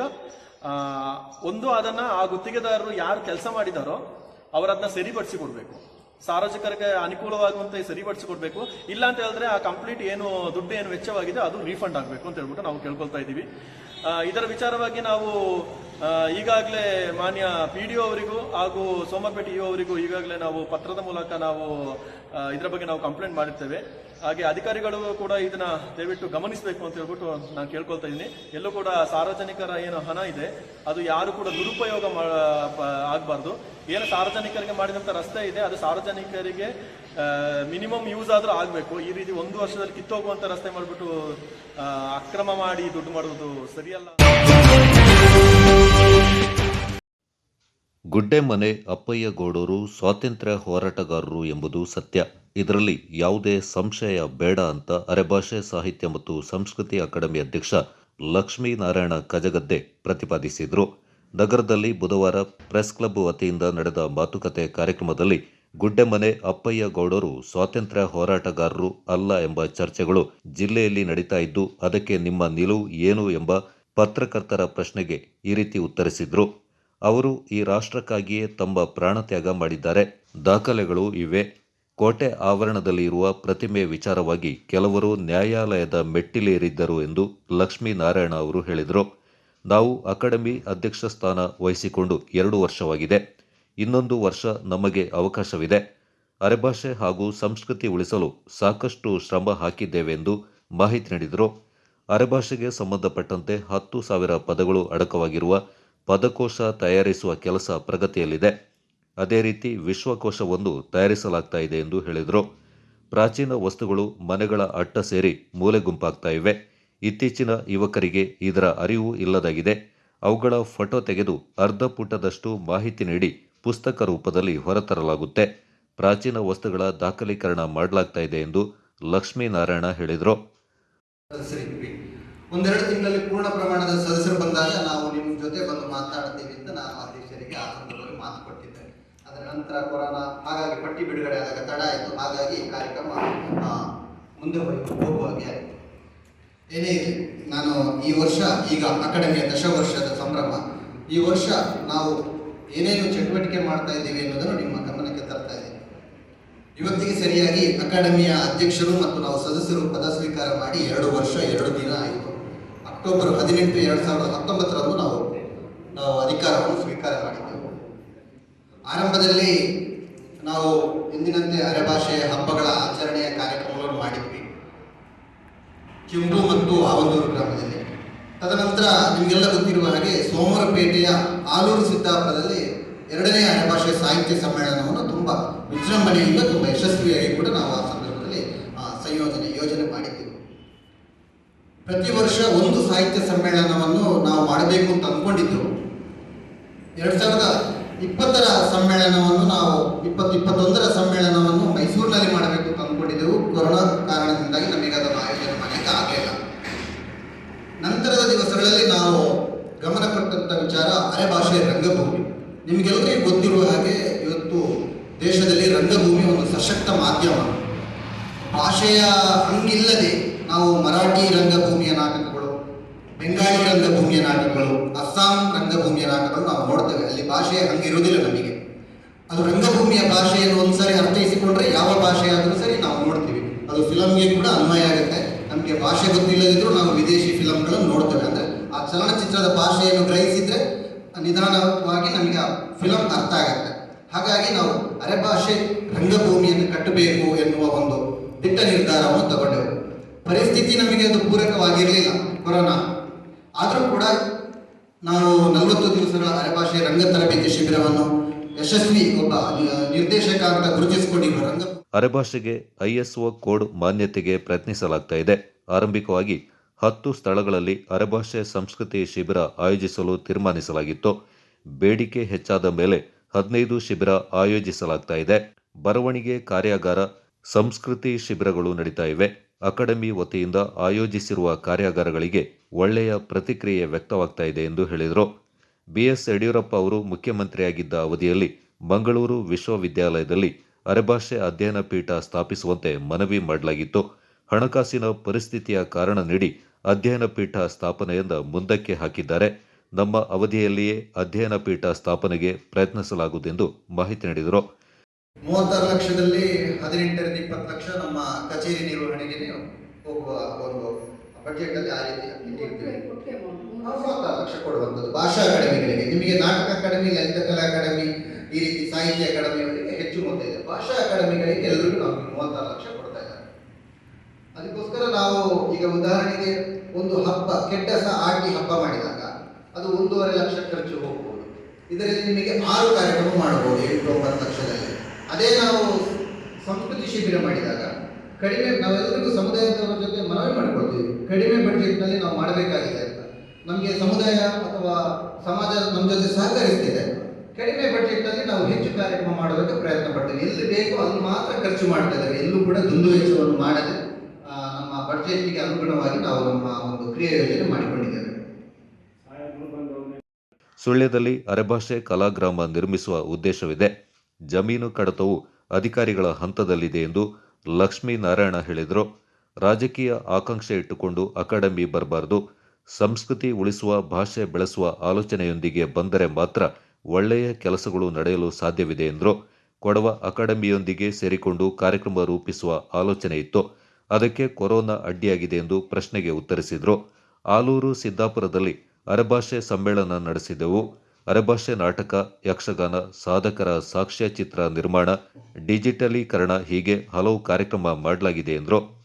ಅಕಾಡೆಮಿ ಸದಸ್ಯ ಧನಂಜಯ್ ಮಾತನಾಡಿ, ನಾವು ಒಂದು ತಂಡವಾಗಿ ಭಾಷೆ ಮತ್ತು ಸಂಸ್ಕೃತಿಯನ್ನು ಉಳಿಸಲು ಕೆಲಸ ಮಾಡ್ತಾ ಇದ್ದೇವೆ. ಆದ್ದರಿಂದಲೇ ಇಷ್ಟೊಂದು ಕೆಲಸ ಮಾಡಲು ಸಾಧ್ಯವಾಯಿತು ಎಂದರು. ಮತ್ತೊಬ್ಬ ಸದಸ್ಯ ದಯಾನಂದ್, ಅಕಾಡೆಮಿ ಎಂಬುದು ವಿದ್ವಾಂಸರ ಕೂಟ. ಶಾಶ್ವತವಾಗಿ ಉಳಿಯುವ ಕೆಲಸಗಳನ್ನು ನಾವು ಮಾಡ್ತಾ ಇದ್ದೇವೆ ಎಂದು ಹೇಳಿದರು. ಕಾರ್ಯಕ್ರಮಗಳನ್ನ ಅವರು ನಮ್ಮ ಕಣ್ಮುಂದೆ ಇಟ್ಟಿದ್ದಾರೆ. ಪ್ರಾರಂಭದಲ್ಲಿ ಅಕಾಡೆಮಿಯ ಸದಸ್ಯರಾಗಿ ನಮ್ಮನ್ನೆಲ್ಲ ಘೋಷಣೆ ಮಾಡಿದಾಗ ನಮಗೂ ಕೂಡ, ನನಗೂ ವಿಶೇಷವಾಗಿ ಇದೊಂದು ಹೊಸತನ ಆಗಿತ್ತು, ಮತ್ತೊಂದು ಹೊಸ ಫೀಲ್ಡ್ ಅಂತ ಅನಿಸಿತ್ತು. ಆದರೆ ಅಧ್ಯಕ್ಷರ ಜೊತೆ ಒಂದಷ್ಟು ಸಮಯ ಕೆಲಸವನ್ನು ಮಾಡಿದಾಗ ಅವರ ಮಾರ್ಗದರ್ಶನಗಳಿರ್ಬೋದು, ಅವರ ಚಿಂತನೆಗಳಿರ್ಬೋದು, ಅಥವಾ ವಿಶೇಷವಾಗಿರ್ತಕ್ಕಂಥ ಬೇರೆ ಬೇರೆ ವಿಷಯಗಳನ್ನ ಬಳಸ್ಕೊಳ್ಳುವಂಥದ್ದು ಇರ್ಬೋದು. ಒಂದು ಭಾಷೆ ಮತ್ತು ಸಂಸ್ಕೃತಿಯನ್ನ ಸಮಾಜದ ಬೇರೆ ಬೇರೆ ಕಡೆಗಳಿಗೆ ತೆಗೆದುಕೊಂಡು ಹೋಗ್ಲಿಕ್ಕೆ, ಪರಿಚಯ ಮಾಡಿಕೊಡ್ಲಿಕ್ಕೆ ಈ ರೀತಿಯ ಕೆಲಸಗಳ ಜೊತೆ ಕೈ ಜೋಡಿಸಿ ಬಹುಶಃ ನಾವು ಕೂಡ 2 ವರ್ಷದಲ್ಲಿ ಬಹಳಷ್ಟು ತುಂಬಾ ಕಲಿಕೆಯಿಂದ ಇದನ್ನ ಮಾಡ್ತಾ ಇದ್ದೀವಿ. ಬಹಳ ಸಂತೋಷ ಆಗಿದೆ. ಬೇರೆ ಬೇರೆ ರೀತಿಯಾಗಿರ್ತಕ್ಕಂಥ ಚಟುವಟಿಕೆಗಳನ್ನ ಈಗಾಗಲೇ ಅವರು ಹೇಳಿದ್ದಾರೆ. ಬಹುಶಃ ಆ ರೀತಿಯಲ್ಲಿ ಪ್ರತಿಯೊಂದು ಭಾಷೆ ಅಂದ್ರೆ ಏನು, ಈಗ ದೇಶದಲ್ಲಿ ಸಾವಿರಾರು ಭಾಷೆಗಳಿದೆ. ಕೆಲವು ಭಾಷೆಗಳು ನೇಪಥ್ಯಕ್ಕೆ ಸರಿದು ಹೋಗಿದೆ, ಅದು ಯಾರು ಬಳಕೆಯಲ್ಲೇ ಇಲ್ಲದ ರೀತಿಯಲ್ಲಾಗಿದೆ. ಆದರೆ ಆ ರೀತಿಯ ಭಾಷೆಗಳನ್ನ ಉಳಿಸಬೇಕು ಅನ್ನೋದಕ್ಕೆ ಸರ್ಕಾರ ಈ ರೀತಿಯ ಅಕಾಡೆಮಿಗಳನ್ನ, ಬೇರೆ ಬೇರೆ ಪ್ರಯತ್ನಗಳನ್ನ ಸರ್ಕಾರ ಘೋಷಣೆ ಮಾಡಿರುತ್ತೆ ಮತ್ತು ಮಾಡಿದೆ. ಆದ್ರೆ ಅದನ್ನ ಈ ರೀತಿಯ ಜವಾಬ್ದಾರಿಗಳು ಸಿಕ್ಕಿದಾಗ ಸರಿಯಾಗಿ ನಿರ್ವಹಣೆ ಮಾಡತಕ್ಕಂಥ ತಂಡದ ಜೊತೆ ವಿಶೇಷವಾಗಿ ನಾವು 13 ಜನ ಸದಸ್ಯರನ್ನ ಅಧ್ಯಕ್ಷತೆ. ಪ್ರಾಸ್ತಾವಿಕವಾಗಿ ಮಾತನಾಡಿದ ಪ್ರೆಸ್ ಕ್ಲಬ್ ಅಧ್ಯಕ್ಷ ಅಜ್ಜಂಬಾಡ ರಮೇಶ್ ಕುಟ್ಟಪ್ಪ, ಅಕಾಡೆಮಿಯು ದಶಮಾನೋತ್ಸವದ ಸಂಭ್ರಮದಲ್ಲಿದೆ. ಡಿ.ವಿ. ಸದಾನಂದ ಗೌಡ ಅವರು ಮುಖ್ಯಮಂತ್ರಿಯಾಗಿದ್ದ ಅವಧಿಯಲ್ಲಿ ಅರೆಭಾಷೆ ಅಕಾಡೆಮಿ ಸ್ಥಾಪನೆಯಾಯಿತು. ಎನ್.ಎಸ್. ದೇವಿ ಪ್ರಸಾದ್ ಅವರು ಮೊದಲ ಅಧ್ಯಕ್ಷರಾಗಿದ್ದರು. ಹಲವು ಅಧ್ಯಕ್ಷರನ್ನ ಕಂಡ ಅಕಾಡೆಮಿಯು ಪ್ರಸ್ತುತ ಅತ್ಯಂತ ಕ್ರಿಯಾಶೀಲ ಅಧ್ಯಕ್ಷರ ನೇಮಕಗೊಂಡಿದೆ. ರಾಜಕೀಯ ಹಸ್ತಕ್ಷೇಪವಿಲ್ಲದೆ ಆಯ್ಕೆಯಾಗಿರುವ ಇವರು ಉತ್ತಮ ಕಾರ್ಯಕ್ರಮಗಳನ್ನು ರೂಪಿಸ್ತಾ ಇದ್ದಾರೆ ಎಂದರು. ಡಿಸೆಂಬರ್ 15ರಂದು ಅಧಿಕೃತವಾಗಿ ಪ್ರಾರಂಭವಾಗಿರುವಂತಹ ಕರ್ನಾಟಕ ಸಂಸ್ಕೃತಿ ಮತ್ತು ಸಾಹಿತ್ಯ ಅಕಾಡೆಮಿಗೆ ಈಗ ದಶಮಾನೋತ್ಸವದ ಸಂಭ್ರಮ. ಡಿ.ವಿ. ಸದಾನಂದಗೌಡರವರು ಮುಖ್ಯಮಂತ್ರಿ ಆಗಿದ್ದಂತಹ ಕಾಲಘಟ್ಟ, ಕೆ.ಜಿ. ಗೋಪಯ್ಯ ಅವರು ಸ್ಪೀಕರ್ ಆಗಿದ್ದಂತಹ ಸಂದರ್ಭದಲ್ಲಿ ಅರೆಭಾಷೆ ಅಕಾಡೆಮಿಯನ್ನ ಅಧಿಕೃತವಾಗಿ ಈ ರಾಜ್ಯದಲ್ಲಿ ಪ್ರಾರಂಭಿಸ್ತಾರೆ. ಎನ್.ಎಸ್. ದೇವಿಪ್ರಸಾದ್ ಅವರ ಸ್ಥಾಪಕ ಅಧ್ಯಕ್ಷತೆಯಲ್ಲಿ ಅಕಾಡೆಮಿ ಪ್ರಾರಂಭ ಆಗುತ್ತೆ. ಆ ನಂತರ ಕೊಲ್ಯದ ಗಿರೀಶ್ ಅವರು ಅಧ್ಯಕ್ಷರಾಗಿ ಅಕಾಡೆಮಿಯನ್ನು ಮುನ್ನಡೆಸ್ತಾರೆ. ಈ ಎಲ್ಲ ಕಾಲಘಟ್ಟಗಳಿಗಿಂತ ಈಗಿನ ಅಧ್ಯಕ್ಷರಾಗಿರುವಂತಹ ಲಕ್ಷ್ಮೀನಾರಾಯಣ ಕಜಗದ್ದೆರವರು ಅಕಾಡೆಮಿಗೆ ಘನತೆ, ಗಾಂಭೀರ್ಯ, ಗೌರವ, ಸ್ಥಾನಮಾನ ಎಲ್ಲವನ್ನ ತಂದುಕೊಟ್ಟಂತಹ ಒಬ್ಬ ಅಧ್ಯಕ್ಷ ಅಂತ ಹೇಳೋದನ್ನ ನಾವು ದೂರದಿಂದ ಗಮನಿಸಿ ಹೇಳಬಲ್ಲೆ. ರಾಜಕೀಯ ಪ್ರೇರಿತವಾಗಿ ಅಧ್ಯಕ್ಷರಾಗಿ ಆಯ್ಕೆಯಾಗಿದ್ದರೂ ಸಹ ಅಕಾಡೆಮಿಯ ಕಾರ್ಯಚಟುವಟಿಕೆಯಲ್ಲಿ ಇದುವರೆಗೆ ಎಲ್ಲೂ ಸಹ ನೇರವಾಗಿ ಅಥವಾ ಪರೋಕ್ಷವಾಗಿ ನಮ್ಮ ಗಮನಕ್ಕೆ ಬಂದ ಹಾಗೆ ಅರೆಭಾಷೆ ಅಕಾಡೆಮಿ ರಾಜಕೀಯವಾಗಿ ಹಸ್ತಕ್ಷೇಪ ಮಾಡುತ್ತಿರುವಂತಹ ಒಂದು ಸಂಸ್ಥೆಯಾಗಿ ರೂಪಿತವಾಗಿಲ್ಲ. ಒಂದು ಅಕಾಡೆಮಿಕ್ ಆಗಿ ಏನು ಅಕಾಡೆಮಿ ಇರಬೇಕು ಆ ಮೇಲ್ಪಂಕ್ತಿಯನ್ನ ಲಕ್ಷ್ಮೀನಾರಾಯಣ ಕಜಗದ್ದೆರವರು. ಸದಸ್ಯರಾದ ಜಾನಕಿ, ಪ್ರೇಮ ಹಾಗೂ ಕೊಡಗು ಜಿಲ್ಲಾ ಕಾರ್ಯನಿರತ ಪತ್ರಕರ್ತರ ಸಂಘದ ಅಧ್ಯಕ್ಷೆ ಸವಿತಾ ರೈ ಹಾಜರಿದ್ದರು. ಬಳ್ಳಜಿರ ಅಯ್ಯಪ್ಪ ಕಾರ್ಯಕ್ರಮ ನಿರೂಪಿಸಿದರು. ನವೀನ್ ಡಿಸೋಜ, ಪ್ರಸೀನ್ ಗೌಡ, ಪ್ರಜ್ಞಾ ರಾಜೇಂದ್ರ ಈ ಸಂದರ್ಭ ಹಾಜರಿದ್ದರು.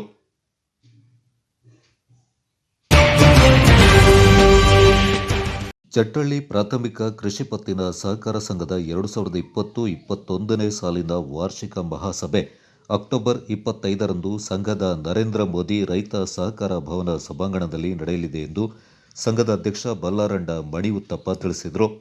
ಮಡಿಕೇರಿಯಲ್ಲಿ ಸುದ್ದಿಗೋಷ್ಠಿಯಲ್ಲಿ ಮಾತನಾಡಿದ ಅವರು, ಸಂಘದ ಪಾಲು ಬಂಡವಾಳ ಒಟ್ಟು 122.30 ಲಕ್ಷಗಳಿದ್ದು, ಕ್ಷೇಮ ನಿಧಿ, ನಿರಕು ಠೇವಣಿ, ಸಂಚಯ ಹಾಗೂ ಇತರೆ ಠೇವಣಿ ಸೇರಿ ಒಟ್ಟು 1,102.28 ಲಕ್ಷ ಇದೆ.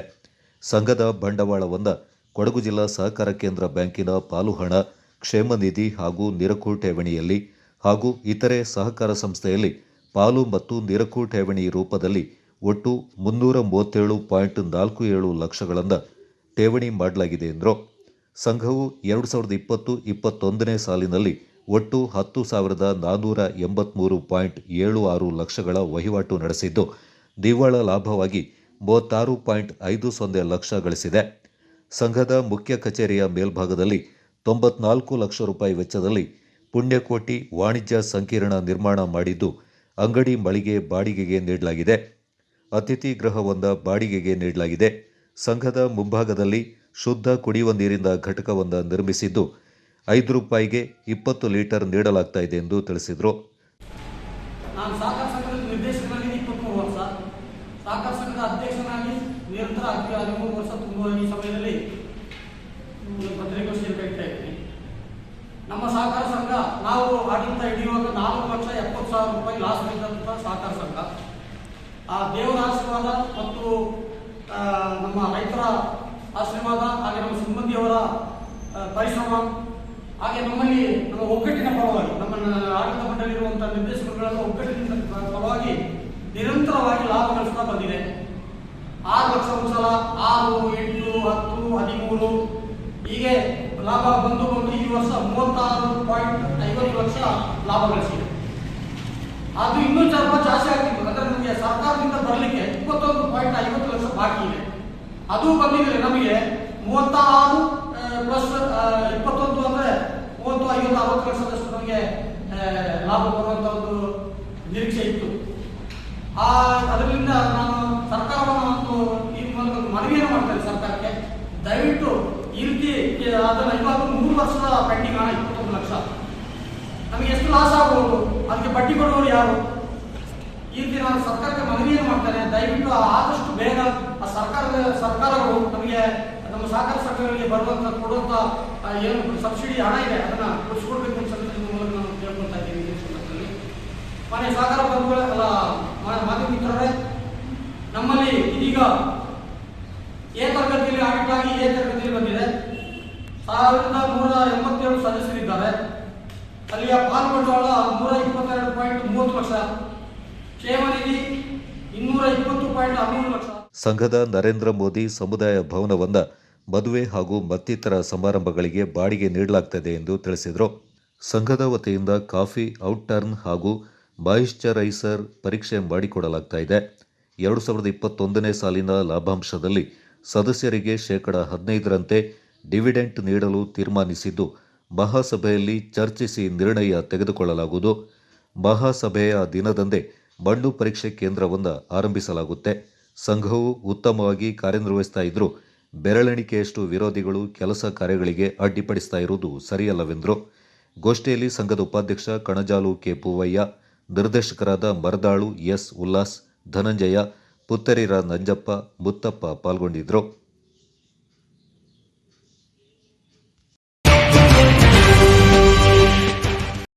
ಕರ್ನಾಟಕ ರಾಜ್ಯ ಕನ್ನಡ ಸಾಹಿತ್ಯ ಪರಿಷತ್ತಿನ ಚುನಾವಣೆಯಲ್ಲಿ ರಾಜ್ಯಾಧ್ಯಕ್ಷ ಸ್ಥಾನಕ್ಕೆ ಸ್ಪರ್ಧಿಸಿದ್ದು, ತನ್ನನ್ನು ಅಧಿಕ ಮತಗಳಿಂದ ಜಯಶೀಲಗೊಳಿಸುವಂತೆ ಶೇಖರಗೌಡ ಮಾಲಿ ಪಾಟೀಲ್ ಮನವಿ ಮಾಡಿದ್ದಾರೆ.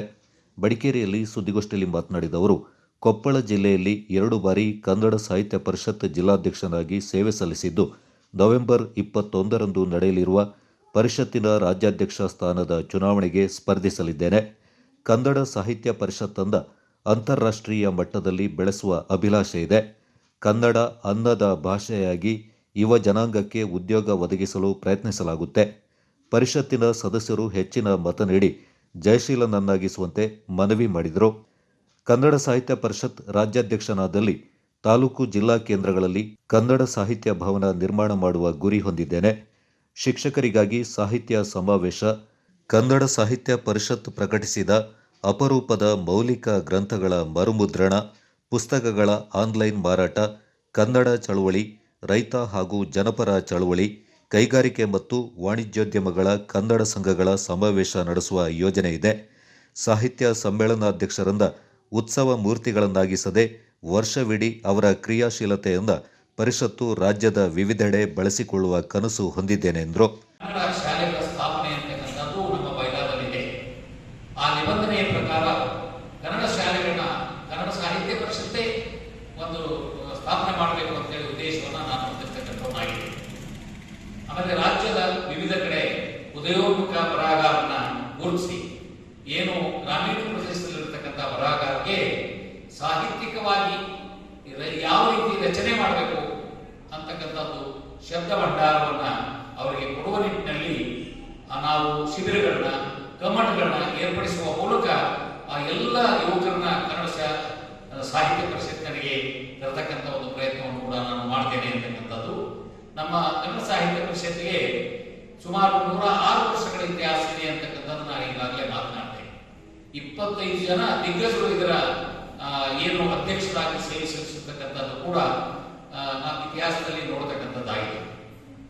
ಅವರಲ್ಲಿ ಬಹಳಷ್ಟು ಜನ ಹಿರಿಯರು ಹಲವಾರು ಕನಸುಗಳನ್ನು ಕಂಡಿದ್ರು. ಕೆಲವು ನನಸಾಗಿದೆ, ಕೆಲವು ಹಾಗೆ ಉಳಿದಿರ್ತಕ್ಕಂಥದ್ದು. ಅದರಲ್ಲಿ ಪ್ರಮುಖವಾಗಿ ಗೋರು ಚಂದ್ರಸಪ್ಪನವರು ಅಧ್ಯಕ್ಷರಾದ ಸಂದರ್ಭದಲ್ಲಿ ಅವರು ಬೇರೆ ಬೇರೆ ಸಮಾವೇಶಗಳನ್ನ ಆಯೋಜನೆ ಮಾಡಬೇಕು ಅಂತ ಆಶೆ ಇಟ್ಕೊಂಡಿದ್ರು. ಆದರೂ ಅದು ನೆರವೇರದೇ ಇರತಕ್ಕಂಥದ್ದನ್ನ ಗಮನಿಸಿ ಗೋರು ಚಂದ್ರಸಪ್ಪನವರ ಆಶಯವನ್ನ ನಾನು ಮುಂದುವರೆದ ಭಾಗವಾಗಿ ಪ್ರತಿ ವರ್ಷ 4 ಕಂದಾಯ ವಿಭಾಗಗಳಲ್ಲಿ 4 ಸಮಾವೇಶಗಳನ್ನ ಮಾಡಬೇಕು ಅಂತಕ್ಕಂಥ ಉದ್ದೇಶವನ್ನ ನಾನು ಹೊಂದಿರತಕ್ಕಂಥವನಾಗಿದೆ. ಅದರಲ್ಲಿ ವಿಶೇಷವಾಗಿ ವಚನ ಸಾಹಿತ್ಯ ಸಮಾವೇಶ ಇರಬಹುದು, ದಾಸ್ ಸಾಹಿತ್ಯ ಸಮಾವೇಶ ಇರಬಹುದು, ರಂಗಭೂಮಿ ಸಾಹಿತ್ಯ ಸಮಾವೇಶ ಇರಬಹುದು, ನಾಟಕ ಸಾಹಿತ್ಯ ಸಮಾವೇಶ ಇರಬಹುದು, ದಲಿತ ಸಾಹಿತ್ಯ ಸಮಾವೇಶ ಇರಬಹುದು, ಮಹಿಳಾ ಸಾಹಿತ್ಯ ಸಮಾವೇಶ ಇರಬಹುದು, ಇವೆಲ್ಲಕ್ಕೂ ಮೀರಿ ನಮ್ಮ ಸಾಹಿತ್ಯ ಪರಿಷತ್ನಲ್ಲಿ ಶಿಕ್ಷಕರ ಸಂಖ್ಯೆ ಬಹಳಷ್ಟಿದೆ. ಒಬ್ಬ 40% ಜನ. ಗೋಷ್ಠಿಯಲ್ಲಿ ಸಾಹಿತಿ ಆರ್ಜಿ ಹಳ್ಳಿ ನಾಗರಾಜ್, ಸಂಘಟಕ ಶಿವಕುಮಾರ್, ಪ್ರಮುಖರಾದ ರಾಣಿ ಮಾಚಯ್ಯ, ವಿಠಲ್ ನಂಜಪ್ಪ ಹಾಜರಿದ್ದರು.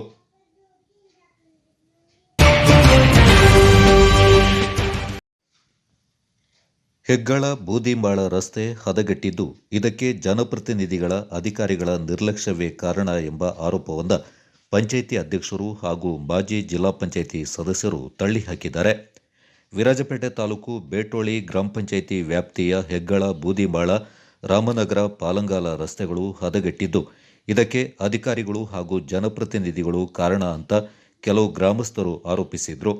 ಈ ವಿಚಾರ ಕೆಲವು ಮಾಧ್ಯಮ ಹಾಗೂ ಪತ್ರಿಕೆಗಳಲ್ಲಿ ಸುದ್ದಿಯಾಗಿತ್ತು. ಆದರೆ ಈ ರಸ್ತೆಗಳು ಮಳೆಯಿಂದ ಹಾಳಾಗಿದ್ದು ಈ ರಸ್ತೆಗಳ ಅಭಿವೃದ್ಧಿಗೆ ಈಗಾಗಲೇ ಅನುದಾನ ಬಿಡುಗಡೆಯಾಗಿದೆ ಎಂದು ಜಿಲ್ಲಾ ಪಂಚಾಯತ್ನ ಮಾಜಿ ಸದಸ್ಯ ಮಹೇಶ್ ಗಣಪತಿ ಹೇಳಿದ್ದಾರೆ. ಮಡಿಕೇರಿಯಲ್ಲಿ ಸುದ್ದಿಗೋಷ್ಠಿಯಲ್ಲಿ ಮಾತನಾಡಿದ ಮಹೇಶ್ ಗಣಪತಿ, ಬೇಟೋಳಿ ಗ್ರಾಮದ ಕೆಲವು ಗ್ರಾಮಸ್ಥರು ದುರುದ್ದೇಶದಿಂದ ಈ ರೀತಿ ಆರೋಪ ಮಾಡ್ತಾ ಇದ್ದಾರೆ. ಗ್ರಾಮದ ವ್ಯಾಪ್ತಿಯಲ್ಲಿ ಜಿಲ್ಲಾ ಪಂಚಾಯತ್ನಿಂದ ಸಾಕಷ್ಟು ಅಭಿವೃದ್ಧಿ ಕಾಮಗಾರಿಗಳನ್ನು ಕೈಗೊಳ್ಳಲಾಗಿದೆ. ಈ ರಸ್ತೆಯ ಅಭಿವೃದ್ಧಿಗೆ ಕಳೆದ ಜೂನ್ನಲ್ಲೇ ಅನುದಾನ ಕೂಡ ಬಿಡುಗಡೆಯಾಗಿದ್ದು ಮಳೆ ಕಡಿಮೆಯಾದ ಕೂಡಲೇ ಕಾಮಗಾರಿ ಆರಂಭವಾಗಲಿದೆ. ಶಾಸಕರು ಸೇರಿದಂತೆ ಜನಪ್ರತಿನಿಧಿಗಳಾದ ನಾವು ಈ ವ್ಯಾಪ್ತಿಯಲ್ಲಿ ಅಭಿವೃದ್ಧಿಗಾಗಿ ಶ್ರಮಪಟ್ಟಿದ್ದು ಈ ಎಲ್ಲ ಆರೋಪಗಳು ಸತ್ಯಕ್ಕೆ ದೂರವಾಗಿದೆ ಎಂದರು. ಮತ್ತು ಪತ್ರಿಕೆಯಲ್ಲಿ ಹೆಗ್ಗಳ ರಸ್ತೆ ಬಗ್ಗೆ ಮತ್ತೆ ಒಂದು ಸಂಸ್ಥೆ ಬಗ್ಗೆ ಅಲ್ಲಿ ಗ್ರಾಮಸ್ಥರಲ್ಲ ಗ್ರಾಮದ ಒಂದು 4-5 ಜನ ಸೇರಿ ಸುಮ್ಮನೆ ಇಲ್ಲ ಸಲ್ಲದ ಆರೋಪವನ್ನು ಮಾಡ್ತಾ ಇದ್ದಾರೆ. ಅದಕ್ಕಾಗಿ ನಾವು ಪತ್ರಿಕಾಗೋಷ್ಠಿಯನ್ನು ನಾವು ಕರೆದಿದ್ದೀವಿ. ಏಕೆಂದರೆ ಹೆಗ್ಗಳ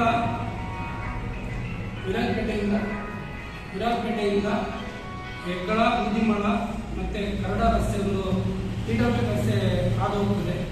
ಅದು ಮುಂಚೆ ನನ್ನ ಪೀರಿಯಡಲ್ಲಿ ಬಂದ ಮೇಲೆ ಅದನ್ನು ದುರಸ್ತಿಕೊಂಡಿದ್ದೀವಿ ಮತ್ತು ಅಗಲೀಕರಣವನ್ನು ಮಾಡಿದ್ದೀವಿ. ಅಲ್ಲಿ ಗಂಟಲು ಬೂದಿಮಾಳ ಎಂಬ ಜಾಗದಲ್ಲಿ ಇವರು ಯಾರು ಆರೋಪ ಮಾಡ್ತಾ ಇದ್ದಾರೆ ಆ ಜಾಗ ಒಂದು 10ರಿಂದ 15 ಮೀಟರ್ ಆ ಗ್ಯಾಪ್ ಮಾತ್ರ ಇರೋದು. ನೀವೆಲ್ಲ ನೋಡಿರ್ಬೋದು. ಅಲ್ಲಿ ಗಂಟೂ ರಸ್ತೆ ಏನು ತೊಂದರೆ ಇಲ್ಲ. ಅದಕ್ಕಿಂತ ಮುಂಚೆನೂ ಅಷ್ಟೇ ಆಚೆನೂ ರಸ್ತೆ ಎಲ್ಲ ಚೆನ್ನಾಗಿ ಉಂಟು. ಕಳೆದ ಟ್ರಿಪ್ ನಮ್ಮ ಶಾಸಕರಾದ KG ಪಪ್ಪಯ್ಯನವರು ಉದಲಿ ಪೂಜೆಯನ್ನು ಮಾಡಿದ್ದಾರೆ. ಅದೇ ಪ್ಲೇಸಲ್ಲಿ ಉದಲಿ ಪೂಜೆ ಮಾಡಿ ಆ ಜಾಗ ಇದಕ್ಕೆ ಡಾಮರೀಕರಣಕ್ಕೆ ಆಗಿದೆ. ಅದರ ಟೋಟಲ್ ಒಂದು 12 ಲಕ್ಷಕ್ಕೆ ಡಾಮರೀಕರಣ ಆಗಿದೆ. ನಮ್ಮ ಹೆಗ್ಗಳ ನಿಮಗೆ ದ್ವಾರದಲ್ಲಿ ಗೊತ್ತಿರ್ಬೋದು, ಅತಿ ಹೆಚ್ಚು ಮಳೆ ಬರುವಂಥ ಒಂದು ಪ್ರದೇಶ. ಆ ಮಳೆ ಇರೋ ಕಾರಣ ನಾವು ಮಾಡಿರೋಂಥ ಮಾತ್ರ ಅಲ್ಲದೆ ಬೇರೆ ಉದ್ದೇಶದಿಂದ ಏನು ಮಾಡಿಲ್ಲ. ಅದು ಸ್ಯಾಂಕ್ಷನ್ ಆಗಿದೆ. ಅದನ್ನು 12 ಲಕ್ಷಕ್ಕೆ ಅದು ನವೀನ್ಗೆ ದೇವರಿಗೆ ಟೆಂಡರ್ ಆಗಿದೆ. ಅದು ಆಗೋಷ್ಟು ಬೇಗ ನಾವು ಮಾಡ್ತೀವಿ. ಅದಲ್ಲದೆ ಅದೇ ರಸ್ತೆಯಲ್ಲಿ 1.5 ಕೋಟಿಗೆ ಕಾಂಕ್ರೀಟೀಕರಣಕ್ಕೆ ಅದು ಆಗಿದೆ. ಅದು ಟೆಂಡರ್ ಆಗಿದೆ. ಅದು ಮೈಸೂರು ಅವ್ರು ಕಾಣ್ತದೆ. ಅದು ದೀನ್ ದಯಾಳ್ ಅಂತ ಹೇಳೋರಿಗೆ ಅವರಿಗೂ ಆಗಿದೆ. ಆದರೆ ಇದರ ಬಗ್ಗೆ ಸುಮ್ಮನೆ ಅವರಿಗೆಲ್ಲರಿಗೂ ಗೊತ್ತು. ಈಗ ಒಂದು ದುರುದ್ದೇಶಕ್ಕೋಸ್ಕರ ಇದನ್ನು ಸುಮ್ಮನೆ ಹಾಕೊಂಡು. ಬೇಟೋಳಿ ಗ್ರಾಮ ಪಂಚಾಯತ್ ಅಧ್ಯಕ್ಷೆ ಬಿಜೆ ಯಶೋಧ ಮಾತನಾಡಿ, ಗ್ರಾಮದಲ್ಲಿರುವ ಕ್ರಷರ್ನಿಂದ ರಸ್ತೆ ಹಾಳಾಗಿದ್ದು ಜನರಿಗೆ ತೊಂದರೆ ಇರುವುದಾಗಿ ಆರೋಪಿಸಲಾಗಿದೆ. ಆದರೆ ನಾವು ಕೂಡ ಅದೇ ಕ್ರಷರ್ನ ಪಕ್ಕದಲ್ಲೇ ವಾಸವಿದ್ದು ಕ್ರಷರ್ನಿಂದಾಗಿ ನಮಗೆ ಯಾವುದೇ ಸಮಸ್ಯೆ ಆಗಿಲ್ಲ. ಮಳೆಗಾಲದಲ್ಲಿ ಸುರಿದ ಭಾರೀ ಮಳೆಯಿಂದಾಗಿ ರಸ್ತೆಗಳು ಹಾಳಾಗಿದ್ದು ಕ್ರಷರ್ನಿಂದ ಹಾಳಾಗಿದೆ ಎನ್ನುವುದು ಸತ್ಯಕ್ಕೆ ದೂರವಾದ ಮಾತು ಎಂದರು. ಜನಪ್ರತಿನಿಧಿಗಳ ಶ್ರಮದಿಂದಲೇ ಆ ರಸ್ತೆಯ ಅಭಿವೃದ್ಧಿಗೆ ಅನುದಾನ ಬಿಡುಗಡೆಯಾಗಿದೆ. ಮಳೆಯ ನಂತರದಲ್ಲಿ ರಸ್ತೆ ಸಂಪೂರ್ಣವಾಗಿ ಅಭಿವೃದ್ಧಿಗೊಳ್ಳಲಿದೆ ಎಂದರು.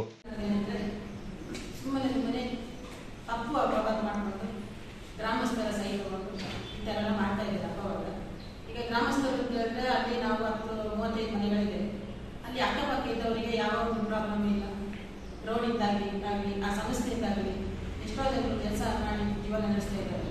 ಇದರಿಂದಾಗಿ ಒಂದು 5-6 ತಿಂಗಳಿಂದ ಜನರಿಗೆ ತುಂಬ ಕಷ್ಟ ಆಗಿದೆ. ಏನಂತ ಹೇಳಿದ್ರೆ ಸುಮ್ಮನೆ ಸುಳ್ಳು ಅಪವಾದಗಳು ಈ ಥರ ಎಲ್ಲ ಮಾಡಿ ಈಗ ಈ ಅಪವಾದ ಮಾಡಿದವರು ಅಂತ ಒಂದು 4-3 ಕಿಲೋಮೀಟರ್ ದೂರದಲ್ಲಿದ್ದಾರೆ. ಈ ಸಮಸ್ಯೆಯಿಂದ 3 ಕಿಲೋಮೀಟರ್ ದೂರದಲ್ಲಿದ್ದಾರೆ. ಈಗ ಅಕ್ಕಪಕ್ಕ ಇದ್ದವರು ಏನಾದರೂ ಸಮಸ್ಯೆಗಿದ್ದಾರೆ ಮಾಡಿಬಿಟ್ಟು ಅಂತ ಹೇಳಿ ಏನು ಅದಕ್ಕೆ ಇದಿಲ್ಲ.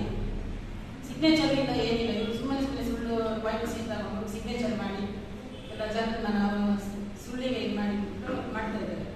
ಅದರಿಂದಾಗಿ ನಮ್ಮ ಮನೆ ಅಲ್ಲೇ ಇರೋದು. ನಾನು ಬೆಳಿಗ್ಗೆ ಗಾಡಿನೇ ಓಡಾಡುತ್ತೆ, ಅಂತ ತೊಂದರೆ ಏನೂ ಇಲ್ಲ. ಈಗ ನಮ್ಮ ಪ್ರಕೃತಿ ವಿಭಾಗದಿಂದಾಗಿ ನಮ್ಮ ಹೆಗ್ಗಳ ಗ್ರಾಮಕ್ಕೆ ಜಾಸ್ತಿ ಮಳೆ ಇರುವ ಕಾರಣ ಗುಂಡಿ ನೀರು ನಿಲ್ಲೋದು ಆ ಥರ ಎಲ್ಲ ಇದೆ. ಅದು ಅಲ್ಲದೆ ಸಂಕಟ ನೀರು ಉಂಟು, ಜನರಿಗೆ ಓಡಾಡಲಿಕ್ಕಾಗೋದಿಲ್ಲ, ಮಕ್ಕಳಿಗೆ ಹೋಗ್ಲಿಕ್ಕೆ ಅಡಚಣೆ ಉಂಟು. ಆ ದಾರಿಗೆ ಎಷ್ಟು ಮಕ್ಕಳು ಸ್ಕೂಲಿಗೆ ಹೋಗ್ತಾರೆ ಅಂತಲೇ ಆ ವ್ಯಕ್ತಿಗೆ ಗೊತ್ತಿಲ್ಲ.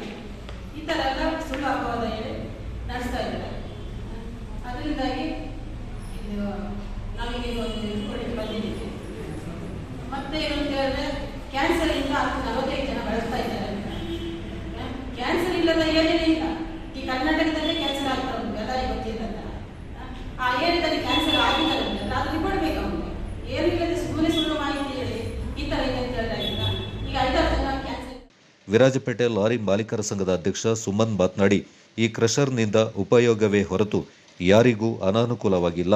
ಇದರಿಂದ ಸಾಕಷ್ಟು ಜನರು ಉದ್ಯೋಗ ಕಂಡುಕೊಂಡಿದ್ದು ಈ ಕ್ರಷರನ್ನೇ ನಂಬಿಕೊಂಡು 280ಕ್ಕೂ ಹೆಚ್ಚು ಟಿಪ್ಪರ್ಗಳು ಓಡ್ತಾ ಇವೆ. ಈ ಟಿಪ್ಪರ್ಗಳ ಮಾಲೀಕರು, ಚಾಲಕರು, ಕ್ಲೀನರ್ಗಳು ಸೇರಿದಂತೆ 500ಕ್ಕೂ ಹೆಚ್ಚು ಮಂದಿ ಇದರಿಂದ ಜೀವನ ಕಂಡುಕೊಂಡಿದ್ದಾರೆ. ಯಾವುದೋ ದುರುದ್ದೇಶದಿಂದ ಗ್ರಾಮದ ಕೆಲವರು ಈ ಕ್ರಷರ್ ಹಾಗೂ ಜನಪ್ರತಿನಿಧಿಗಳ ವಿರುದ್ಧ ಆರೋಪ ಮಾಡಿದ್ದಾರೆ ಎಂದರು.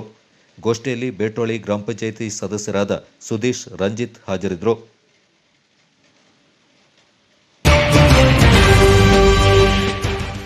ಕಂಬಿಬಾಣೆ ಚಿಕ್ಲಿಹೊಳೆ ರಸ್ತೆಯು ತೀರಾ ಹದಗೆಟ್ಟಿದ್ದು ರಸ್ತೆ ದುರಸ್ತಿಗೆ ಒತ್ತಾಯಿಸಿ ಅಕ್ಟೋಬರ್ 23ರಿಂದ ಅನಿರ್ದಿಷ್ಟಾವಧಿ ರಸ್ತೆ ತಡೆ ಮಾಡಲಿರುವುದಾಗಿ 7ನೇ ಹೊಸಕೋಟೆ, ಅತ್ತೂರು, ನಲ್ಲೂರು ಮತ್ತು ಕೊಡಗರಹಳ್ಳಿ ಗ್ರಾಮಸ್ಥರು ತಿಳಿಸಿದ್ದಾರೆ. ಮಡಿಕೇರಿಯಲ್ಲಿ ಸುದ್ದಿಗೋಷ್ಠಿಯಲ್ಲಿ ಮಾತನಾಡಿದ ಸುಭಾಷ್ ಯೂತ್ ಕ್ಲಬ್ ಅಧ್ಯಕ್ಷ ಪಿಬಿ ಗಣೇಶ್, ಕೊಡಗರಹಳ್ಳಿಯಿಂದ ಕಂಬಿಬಾಣೆ ಮಾರ್ಗವಾಗಿ ಚಿಕ್ಲಿಹೊಳೆ ಹಾದು ಹೋಗುವ ರಸ್ತೆ 7ನೇ ಹೊಸಕೋಟೆ, ಅತ್ತೂರು, ನಲ್ಲೂರು ಮತ್ತು ಕೊಡಗರಹಳ್ಳಿ ಗ್ರಾಮಗಳಿಗೆ ಸಂಪರ್ಕ ಕಲ್ಪಿಸುತ್ತೆ. ಹಲವು ವರ್ಷಗಳಿಂದ ಈ ರಸ್ತೆಯು ದುರಸ್ತಿ ನಡೆಯದೆ ತೀರಾ ಹದಗೆಟ್ಟಿದೆ. ಇದರಿಂದ ಈ ವ್ಯಾಪ್ತಿಯಲ್ಲಿ ವಾಸ ಮಾಡುವ ಸುಮಾರು 10,000ಕ್ಕೂ ಹೆಚ್ಚು ಜನರಿಗೆ ತೊಂದರೆಯಾಗಿದೆ ಎಂದರು. ಈ ರಸ್ತೆ ಕಾವೇರಿ ನೀರಾವರಿ ನಿಗಮಕ್ಕೆ ಒಳಪಡುವ ರಸ್ತೆಯಾಗಿದ್ದು ಹಲವು ವರ್ಷಗಳಿಂದ ಡಾಂಬರೀಕರಣ ಹಾಗೂ ಇಕ್ಕೆಲಗಳ ಕಾಡು ಕಡಿಯುವ ಕೆಲಸ ಮಾಡದೆ ಹಾಗೆಯೇ ಬಿಡಲಾಗಿದೆ. ಇದರಿಂದ ತುರ್ತು ಸಂದರ್ಭದಲ್ಲಿ ಆಸ್ಪತ್ರೆಗೆ ತೆರಳುವುದು ಕಷ್ಟವಾಗಿದೆ ಎಂದರು. ಇದಲ್ಲದೆ ಸದ್ಯ ಗುಡ್ಡೆಹೊಸೂರು ರಂಗಸಮುದ್ರ ರಸ್ತೆಯ ದುರಸ್ತಿ ಕಾರ್ಯ ನಡೀತಾ ಇದ್ದು ಈ ರಸ್ತೆಯನ್ನೇ ಬದಲಿ ರಸ್ತೆಯಾಗಿ ಗುರುತಿಸಲಾಗಿದೆ. ದುರಸ್ತಿ ಅಥವಾ ಯಾವುದೇ ಮುಂಜಾಗ್ರತಾ ಕ್ರಮಗಳನ್ನು ಕೈಗೊಳ್ಳದ ಹಿನ್ನೆಲೆ ಇಲ್ಲಿ ಅಪಘಾತಗಳು ಸಂಭವಿಸ್ತಾ ಇದೆ. ಹೆಚ್ಚಿನ ವಾಹನ ಸಂಚಾರದಿಂದ ರಸ್ತೆ ನಡೆಯಲು ಯೋಗ್ಯವಿಲ್ಲದಂತಾಗಿದ್ದು ಈ ಬಗ್ಗೆ ಹಲವು ಬಾರಿ ಕಾವೇರಿ ನೀರಾವರಿ ನಿಗಮಕ್ಕೆ ಮನವಿ ಸಲ್ಲಿಸಿದರೂ ಯಾವುದೇ ಪ್ರಯೋಜನವಾಗಿಲ್ಲ ಎಂದರು. ರಸ್ತೆ ದುರಸ್ತಿ ಮಾಡುವಲ್ಲಿ ಕೊಡಗರಹಳ್ಳಿಯಿಂದ ಕಂಬಿಬಾಣೆ ಮಾರ್ಗವಾಗಿ ಚಿಕ್ಲಿಹೊಳೆ ಹಾದು ಹೋಗುವ ರಸ್ತೆ ದುರಸ್ತಿ ಮಾಡಲು 7ನೇ ಹೊಸಕೋಟೆ, ಅತ್ತೂರು, ನಲ್ಲೂರು ಮತ್ತು ಕೊಡಗರಹಳ್ಳಿ ಗ್ರಾಮಸ್ಥರು ಮಾಡುವ ವಿನಂತಿ. ಹಲವು ವರ್ಷಗಳಿಂದ ಬಾಕಿ ಉಳಿದಿರುವ ನಮ್ಮ ಬೇಡಿಕೆ ಈಡೇರಿಸಿದವರಿಗೆ ನಿಮಗೆ ಕೃತಜ್ಞರಾಗಿರುತ್ತೇವೆ. ಮೇಲ್ಕಂಡ 3 ಗ್ರಾಮಗಳಲ್ಲಿ 10,000ಕ್ಕೂ ಹೆಚ್ಚು ಜನಸಂಖ್ಯೆ ಇದ್ದು ಕೊಡಗರಹಳ್ಳಿ ಚಿಕ್ಲಿಹೊಳೆ ರಸ್ತೆಯು ಈ 3 ಗ್ರಾಮಗಳಿಗೆ ಸಂಪರ್ಕ ಕಲ್ಪಿಸುತ್ತದೆ. ರಸ್ತೆಯು ಕಾವೇರಿ ನೀರಾವರಿ ನಿಗಮದ ಅಧೀನದಲ್ಲಿದ್ದು ರಸ್ತೆ ದುರಸ್ತಿ ಅಥವಾ ರಸ್ತೆಯ 2 ಬದಿಯ ಕಾಡು ಕಡಿಯುವ ಕೆಲಸವು ಹಲವು ವರ್ಷಗಳಿಂದ ನಡೆಯದೆ ಉಳಿದಿದೆ. ಗ್ರಾಮದಲ್ಲಿ ಹೆಚ್ಚಿನ ಜನ ಕೂಲಿ ಕಾರ್ಮಿಕರಿದ್ದು ಶಿಕ್ಷಣ, ಆಸ್ಪತ್ರೆ, ವ್ಯಾಪಾರ, ವಹಿವಾಟು ಹೀಗೆ ಪ್ರತಿ ಕೆಲಸಕ್ಕೂ ಹತ್ತಿರದ ಪಟ್ಟಣವನ್ನೇ ಅವಲಂಬಿಸಿದ್ದು ಈ ರಸ್ತೆ ಮಾರ್ಗವಾಗಿ ಚಲಿಸಬೇಕಾಗಿದೆ. ರಸ್ತೆಯು ತೀರಾ ಹದಗೆಟ್ಟಿದ್ದು ಹಲವು ಬಾರಿ ಅಪಘಾತಗಳು ಸಂಭವಿಸಿದೆ. ತುರ್ತು ಪರಿಸ್ಥಿತಿಗಳಲ್ಲಿ ಆಸ್ಪತ್ರೆ ಸೇರುವುದು ಸಾಹಸದ ಕೆಲಸವಾಗಿದೆ. ಇತ್ತೀಚೆಗೆ ಗರ್ಭಿಣಿ ಸ್ತ್ರೀಯೊಬ್ಬಳು ಸಹಾಯಕ್ಕೆ ಸರಿಯಾಗಿ ಆಸ್ಪತ್ರೆಗೆ ತಲುಪಲಾಗದೆ ದಾರಿ ಮಧ್ಯದಲ್ಲಿ ಹೆರಿಗೆಯಾದ ಪ್ರಸಂಗ ನಡೆದಿದೆ. ಪರಿಶಿಷ್ಟ ಜಾತಿ ಪಂಗಡವಾದ ಕಾಲೋನಿ ಹಾಗೆ ಕುರುಬರ ಆಡಿಗಳನ್ನು ಗ್ರಾಮಕ್ಕೆ ಸಂಪರ್ಕ ಕಲಿಸುವ ಏಕಮಾತ್ರ ರಸ್ತೆ ಇದಾಗಿದ್ದು ಇಂದು ಜನರು ಗುಂಡಿ ಬಿದ್ದ ಸಮಸ್ಯೆ ಬಗೆಹರಿಸಲು ಒತ್ತಾಯಿಸಿ ಇದೇ ತಿಂಗಳ 23ರಿಂದ ಅನಿರ್ದಿಷ್ಟಾವಧಿ ರಸ್ತೆ ತಡೆ ಚಳವಳಿ ಮಾಡಲು ನಿರ್ಧಾರ ಮಾಡಿದ್ದೇವೆ. ಈ ಚಳವಳಿಯಿಂದಲೂ ಯಾವುದೇ ಪ್ರತಿಫಲ ದೊರೆಯದಿದ್ದಲ್ಲಿ ಕಾವೇರಿ ನೀರಾವರಿ ನಿಗಮದ ಕಚೇರಿಗೆ ಮುತ್ತಿಗೆ ಹಾಕುವುದರೊಂದಿಗೆ ಮುಂಬರುವ ಎಲ್ಲ ಚುನಾವಣೆಗಳನ್ನು ಬಹಿಷ್ಕಾರ ಮಾಡಲಿದ್ದೇವೆಂದು ಗಣೇಶ್ ಎಚ್ಚರಿಕೆ ನೀಡಿದರು. ಗೋಷ್ಠಿಯಲ್ಲಿ 7ನೇ ಹೊಸಕೋಟೆ ಗ್ರಾಮ ಪಂಚಾಯಿತಿ ಸದಸ್ಯೆ ಚಂದ್ರಾವತಿ, ಗ್ರಾಮಸ್ಥರಾದ ಕೃಷ್ಣ, ಅಬ್ದುಲ್ಲಾ, ವಿನೀಶ್ ಮತ್ತು ಪೂರ್ಣಿಮಾ ಹಾಜರಿದ್ದರು. ಚಾನೆಲ್ ವಾರ್ತೆಗಳ ಪ್ರಾಯೋಜಕರು Muliya Keshav Bhat and sons, Madikeri, Kolikappa, Puttur, Belthangady, Bengaluru. Palace Toyota, Balaji auto enterprises Mysuru private limited, Mysuru, Madikeri, Kushalnagar. Senthil Kumar textiles, Agrahara circle ಮತ್ತು ಗಾಂಧಿ ಸ್ಕ್ವೇರ್, ಮೈಸೂರು. ಶಾರದಾ ಜ್ಯುವೆಲರಿ, ಕೊಡಗಿನ ಸಾಂಪ್ರದಾಯಿಕ ಆಭರಣಗಳ ವಿಶಾಲ ಮಳಿಗೆ, Aras road, Mysuru. Shri turbulence, Shri Mysuru sports, Aras road, Mysuru. A to Z super market, Vishwamanava double road, Mysuru. Police arcade, Siddharthanagara, Mysuru. Coorg Swarnabhoomi resort, Kudlur, Kushalnagar.